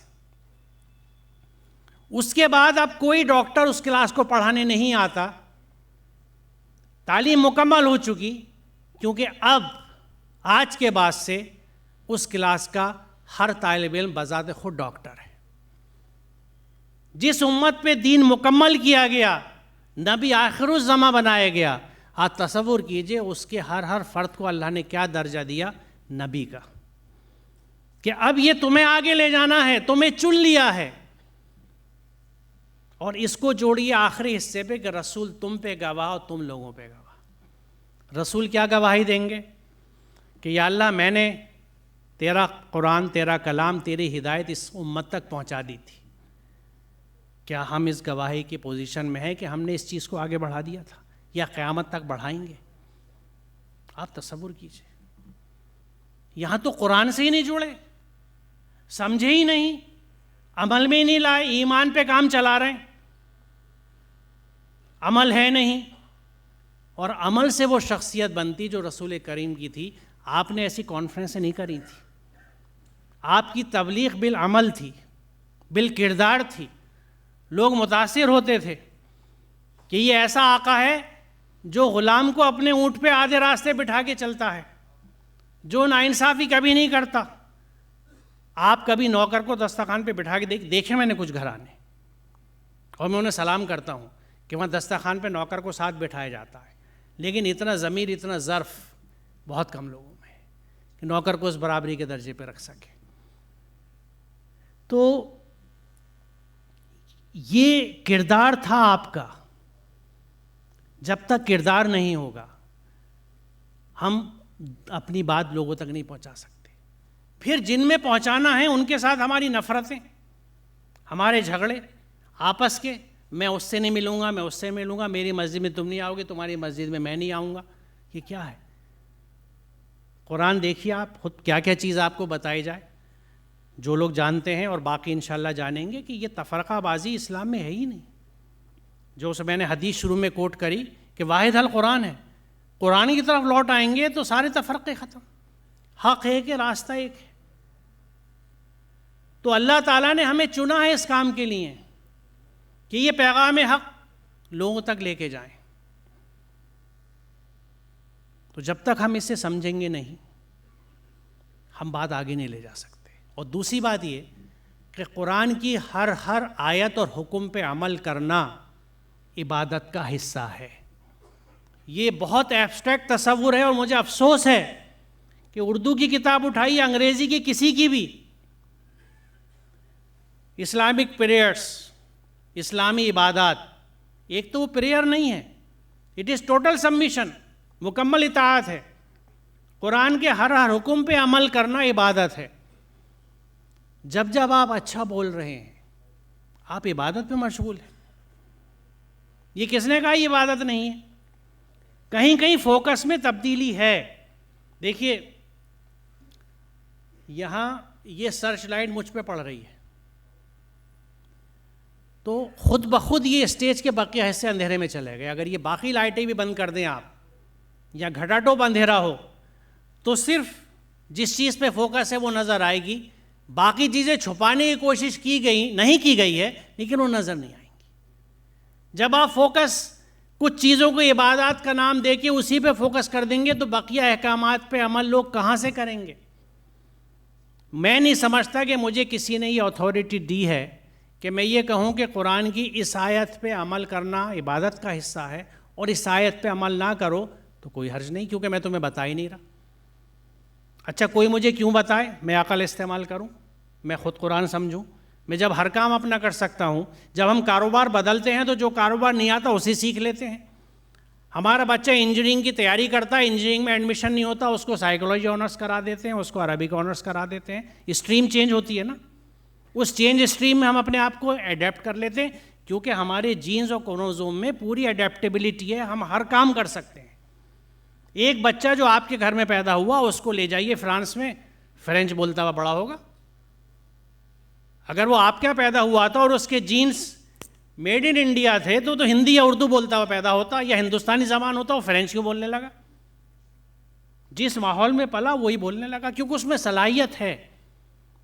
جس کو جم کے لیے بھیج دیں گے کثرت کر لے گا. جو لوگ دماغ استعمال کرنے لگیں گے، عقل استعمال کرنے لگیں گے، صاحب بصیرت ہو جائیں گے، اولو الالباب ہو جائیں گے، عقل والے لوگ ہو جائیں گے. تو آپ جس چیز کو اپنے ڈیولپ کریں گے، پرورش کریں گے، وہ ڈیولپ ہوگی. صلاحیتیں موجود ہیں. تو اللہ کا ہر حکم عبادت ہے، اور اگر یہ عبادت ہے تو ہم 4 ساڑھے 4 آیتوں میں قرآن کی جن عبادات کا ذکر ہے ان پہ فوکس کر کے بقیہ عبادات کو کیسے نکار سکتے ہیں یا تکذیب کر سکتے ہیں؟ یہ سوال آپ کے لیے ہے. خود سوچئے، خود فیصلہ کیجئے. قرآن کیا کہتا ہے کہ تم کتاب کے ایک حصے پہ عمل کرتے ہو اور دوسرے پہ نہیں، تو تمہاری سزا اس کے سوا کیا ہے کہ تو دنیا میں ذلیل و خوار ہو کے رہو اور آخرت میں شدید ترین عذاب کی طرف لوٹا دیے جاؤ. بتائیے، کیا آج ہم ذلیل و خوار نہیں ہیں؟ تو ہمیں، کیونکہ قرآن کے جو احکامات ہیں، مثال کے طور پہ میں آپ سے عرض کروں، آخری بات کیونکہ میرا وقت بھی قریب الختم ہے، کہ سورہ نحل کی آیت نمبر 90 میں اس کا بہت ذکر کرتا ہوں کیونکہ بہت ضروری ہے وہ، اور بڑی مجھے اس سے لگاوٹ ہے. عموماً جمعے کے خطبے میں پڑھی جاتی ہے، اور ایک عام آدمی اس کو اس رخ سے پہچانتا ہے کہ خطبہ ختم ہونے کا وقت آ گیا. ان اللہ یامر بالعدل والاحسان وایتاء ذی القربی وینہی عن الفحشاء والمنکر والبغی یعظکم لعلکم تذکرون. سمجھ گیا؟ خطبہ ختم، کھڑے ہو جاؤ. یہ آئینہ ہے بہت اہم. ان اللہ یامر بالعدل، بے شک اللہ تمہیں حکم دیتا ہے عدل کا. عدل کے مادے میں اعتدال یعنی میانہ روی، مڈل پاتھ، مڈل وے شامل ہے. یعنی میانہ روی، بیچ کے راستے پہ چلنا، فرنجز، ایکسٹریمز ایوائڈ کرنا اللہ کا حکم ہے. اور جسٹس، عدل، انصاف. اگر ہم صرف اتنے ہی حصے پہ عمل کر لیں، کیونکہ ہر چیز کے ساتھ انصاف، رشتوں کے ساتھ انصاف، کیا میں نے انصاف کیا، حق ادا کر دیا؟ باپ ہونے کا، بیٹا ہونے کا، پڑوسی ہونے کا، شہری ہونے کا، اس ملک کے شہری ہونے کا بھی حق ہے مجھ پہ، اس شہر کے رہنے والے کا بھی، اس ملک کے، اپنے محلے کا، اپنے پڑوس کا، دوستوں کا، ہر انصاف کروں حقوق کے ساتھ. وَإِيتَاءِ ذِي الْقُرْبَى، اور پاس والے کو دو. اب یہاں پاس میں جو بھی ہے آپ کے، یہاں بھی ہندو، مسلم، سکھ، عیسائی کا کوئی فرق نہیں ہے، جو بھی آپ کے پاس ہے، کیونکہ قرآن آپ کو ایک دینے والا فرد بناتا ہے جو ہمیشہ کسی کو کچھ دیتا ہے. مجھ سے ایک دفعہ ایک طالب علم نے پوچھا ایسی ایک ڈسکشن میں کہ سر ہمارے پاس کچھ بھی نہ ہو تو ہم کیا دے سکتے ہیں؟ بر وقت اللہ نے میرے دماغ میں بات ڈالی. میں نے اس سے کہا کہ بیٹا اچھے اخلاق سے تو بات کر سکتے ہو، ایک مسکراہٹ تو دے سکتے ہو، کچھ نہیں ہے تو ایک یہ تو ہے کہ اچھے سے بات کر لو، اس سے مسکرا کے بات کر لو، اس کی کچھ تکلیف کم ہو جائے گی، اس کی ٹینشنز کچھ کم ہو جائیں گی. ہو سکتا ہے تنہائی کا شکار ہو، تم سے بات کرنا چاہتا ہو. اور آج کل کے بزرگ خاص طور سے ہمارے کچھ سماج میں یہ صورت حال ہے. تو ہمیں دینے کا حکم ہے. دیکھیے قرآن کہیں پہ بھی لینے کی بات نہیں کرتا، وہ صرف ہمیں سکھا دیا اس نے شروع میں ہی سورہ فاتحہ میں کہ ایاک نعبد و ایاک نستعین، ہم تیرے ہی غلام ہیں، تیرے ہی بندے اور آقا. یعنی ایسا سربراہ نوکر ہے کہ مالک تیرا غلام ہوں، تجھ سے لوں گا، کسی سے نہیں لوں گا. ضد ہے میری، تو دے، کر ذریعے پیدا. ہاں محنت میں کر رہا ہوں تیرے حکم کے حساب سے، پوری کوشش سے لگا ہوا ہوں. پھنس جاتا ہوں تو صبر بھی کرتا ہوں، استقامت کے ساتھ ڈٹا رہتا ہوں، لیکن دے گا تو ہی، میں تجھ سے مانگوں گا. تو مانگنے کے لیے تو کوئی خانہ نہیں رکھا، دینے کا حکم ہر ایک کو ہے. ایتاء ذی القربیٰ، ان اللہ یامر، حکم ہے اللہ کا دو پاس والوں کو. ان اللہ یامر بالعدل والاحسان وایتاء ذی القربیٰ، پاس والوں کو دو اور احسان کرو. احسان صرف لین دین میں نہیں ہوتا، کسی بھی چیز کا بہتر جواب احسان ہے. حسن کی سپرلیٹو فارم، یعنی جو آپ کے ساتھ جیسا کر رہا اس سے اور اچھا کیجیے، اس کے ساتھ اور اچھا رویہ رکھیے اس کے ساتھ. وَيَنْهَا عَنِ الْفَحْشَاءِ وَالْمُنْكَرِ وَالْبَغْيِ، اور تین چیزوں سے منع کیا ہے کہ فحش کے پاس مت جانا، اور منکرات جو خلاف عقل چیزیں ان کے پاس مت جانا، اور بغاوت مت کرنا. ہم اگر غور کریں تو جو تین چیزوں کا حکم ہے اس کو ہم نہیں کرتے، اور جن تین چیزوں سے منع کیا گیا اس کی بہتات ہمارے سماج میں. دیکھیے انجانے کی غلطی ایک وہ گناہ ہے، اور یہ قرآن کی آیات بتاتی ہے، جس پہ فوری معافی مانگنے سے اللہ معاف کر دیتا ہے. اور اس کے لیے بھی جو فلسفہ ہے وہ تابو وصلحو کا ہے کہ توبہ کر کے اصلاح بھی کرو، پھر دوبارہ اسے مت کرنا. لیکن جو غلطی کرتا چلا جائے آدمی جانتے ہوئے یہ غلط ہے، نہ صرف وہ آیات کی تکذیب ہے بلکہ بغاوت ہے، جس سے منع کیا گیا ہے. یہ سورہ نحل کی آیت، ینہی عن الفحشاء والمنکر والبغی، بغاوت ہے. یہ معلوم ہے یہ چیز غلط ہے، پھر بھی کرنا، گنجائشیں نکالنا، مصلحتیں نکالنا، ادھر سے پھیر کے ادھر سے پھیر کے کرنا نہیں. قرآن میں نہیں ہے تو نہیں ہے. دیکھیے اس معاملے میں کوئی گرے ایریا نہیں ہے، either it is white or black، یا تو ایمان میں ہے یا نہیں ہے. کیونکہ جب بھی آپ اللہ کے حکم سے، ہم اللہ کے حکم سے ہٹتے ہیں تو کسی اور حکم میں جاتے ہیں، سماج کے، رشتوں کے، اپنے نفس کے. یہیں پہ وہ گدلا پن آ گیا جس کو اللہ پسند نہیں کرتا. وہ صرف اپنے حکم کی اتباع چاہتا ہے کیونکہ اس کی حکومت اکیلی ہے، وہ کسی اور کی حکومت کو پسند نہیں کرتا. تو میری گزارش یہ ہے کہ اللہ تعالیٰ کے تمام احکامات کو سمجھنے کے لیے، تاکہ ہم بندگی کا حق ادا کر سکیں، تاکہ کلمے کا حق ادا کر سکیں، ہم پہ یہ لازم ہے کہ ہم قرآن سمجھ کے پڑھیں. جہاں ممکن ہو عربی سیکھنے کا نظم رکھیں، براہ راست قرآن سمجھیں. جب تک یہ نہیں ہوتا یا ممکن نہیں ہے ترجمہ پڑھ لیجیے. کیونکہ دیکھیے قرآن کو سمجھنے کا تعلق محض زبان سے نہیں ہے، یہاں سے ہے. وہ علامہ اقبال کا شعر ہے، میرے ذہن میں اس پر نہیں آ رہا.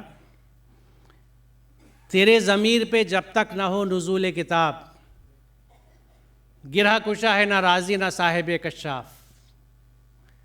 تیرے ضمیر پر جب تک نہ ہو نزول کتاب، جب تک کتاب اندر نہیں اترے گی، وہ محبت پیدا نہیں ہوگی کہ اندر اترتی چلی جائے، تو کوئی بھی تفسیر آپ کی کوئی گرہ نہیں کھول سکتی. شروعات تو یہاں سے ہونی ہے، کیونکہ اللہ کا کلام ہے، اس کے معجزات بہت ہیں. اور ایک میں نے اپنی ذاتی زندگی میں جو معجزہ دیکھا ہے وہ یہ ہے کہ یہ آپ کو آپ سے پہلے پڑھ لیتی ہے.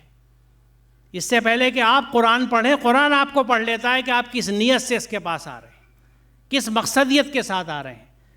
اگر آپ کا مقصد یہ ہے کہ یا اللہ مجھے اس سے ہدایت دے، ہر طرف مجھے کنٹراڈکشنز نظر آتے ہیں، ایک صاحب سے پوچھتا ہوں وہ ایک بات بتاتے ہیں، دوسرے بتاتے ہیں، تیسرے بھائی یا اللہ پاگل ہو گیا میں کیا کروں، مجھے ہدایت دے دے، یہ کتاب میرے لیے آسان کر دے. اور یہ تو اس نے کہا بھی ہے، میں کیا کہوں. سورہ رحمان میں جو فَبِأَيِّ رَبِّكُمَا تُكَذِّبَانِ کی تکرار ہے وہ بہت کامن ہے، مشہور ہے، کیونکہ زیادہ تر قاری حضرات ہمارے سورہ رحمان کی قرأت کرتے ہیں. لیکن سورہ قمر دیکھیے کیا خوبصورتی ہے، ایک قوم کا ذکر، پھر جب وہ نافرمان ہوئی تو ان پہ عذاب کا ذکر کہ وہ ختم کر دی گئی، اور اس کے بعد کیا کہا جاتا ہے کہ لقد یسرنا القرآن بذکرہم کہ ہم نے قرآن کو ذکر کے لیے آسان کر دیا ہے، ہم نے قرآن کو سمجھنے کے لیے آسان کر دیا ہے کوئی سے سمجھنے والا؟ یعنی یہاں وہ کیفیت لگتی ہے کہ ہم تو مائل با کرم ہیں، کوئی سائل ہی نہیں، راہ دکھلائیں کسے رہرو منزل ہی نہیں، اس کی رحیمی بازو کھولے کھڑی ہے کہ آ جاؤ اس راستے کی طرف، بچ جاؤ گے، یہاں فلاح ہے دنیا کی اور آخرت کی بھی۔ اور آخر میں ایک بات میں کہنا چاہوں گا جس کا میں بار بار ہر مجلس میں ذکر کرتا ہوں کہ ایک بہت بڑی غلطی ہم سے ہوئی ہے۔ وہ غلطی کیا ہے کہ ہم نے اس قرآن کے اوپر اپنا ٹھپا لگا دیا ہے کہ مسلمانوں کی کتاب ہے۔ قرآن کہیں یہ نہیں کہتا کہ یہ ھدی للمسلمین ہے، ھدی للناس ہے، یہ تمام انسانیت کے لیے اور تمام انسانوں کے لیے کتاب دی گئی تھی، رسول امین کی امانت دار قوم کو دی گئی تھی کہ اس امانت کا حق ادا کرنا، اس کو آگے لے کے جانا۔ ہم نہ صرف ایک طرف یہ حق ادا کرنے میں ناکام چل رہے ہیں، ساتھ ہی ہم نے اس پہ ٹھپا لگا کے ایک باعث، ایک تعصب کریٹ کر دیا ہے۔ کوئی دوسرے دھرم کا آدمی یہ سوچے گا یہ تو اسلامک دھارمک بک ہے، میں اسے کیوں پڑھوں؟ یہ ایک بہت بڑی ٹریجڈی ہوئی ہے جو ہم سے جانے انجانے میں ہوئی ہے۔ قرآن کبھی یہ نہیں کہتا کہ مسلمانوں کی، انسانیت کے لیے، کیونکہ اللہ تعالیٰ کی رحیم کے دائرے میں ہر انسان آتا ہے۔ لقد کرمنا بنی آدم، لقد کرمنا مومنین یا مسلمین نہیں کہا گیا، ہر انسان کو جو بنی آدم ہے، چلڈرن آف ایڈم، ان کو تکریم کے لیے اللہ نے پیدا کیا ہے۔ اب اسی آیت کو دیکھ لیجیے، اس آیت کی روشنی میں کیا آپ کسی کو بے عزت کر سکتے ہیں؟ اگر مسلمان ہیں تو یہ آپ پہ فرض ہے، کیسے بے عزت کریں گے؟ ویل لکل ہمزۃ لمزۃ الذی جمع مالا وعددہ یحسب ان مالہ اخلدہ۔ ہر وہ شخص جو سامنے چھیٹے بازی کرتا ہے مذاق میں اور پیٹھ پیچھے لوگوں کی برائی کرتا ہے، وہ ویل میں ڈالا جائے گا۔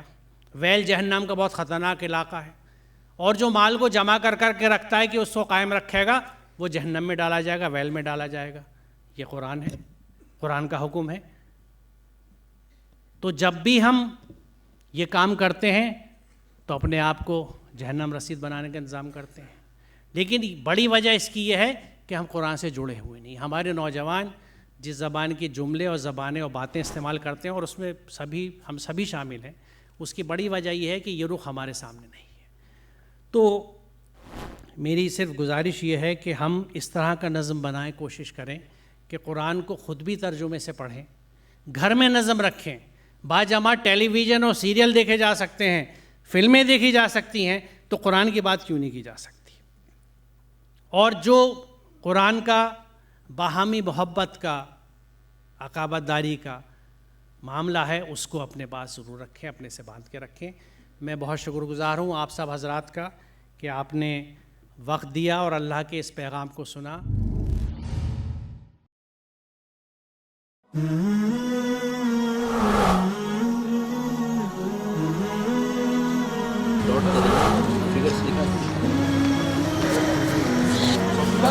Figure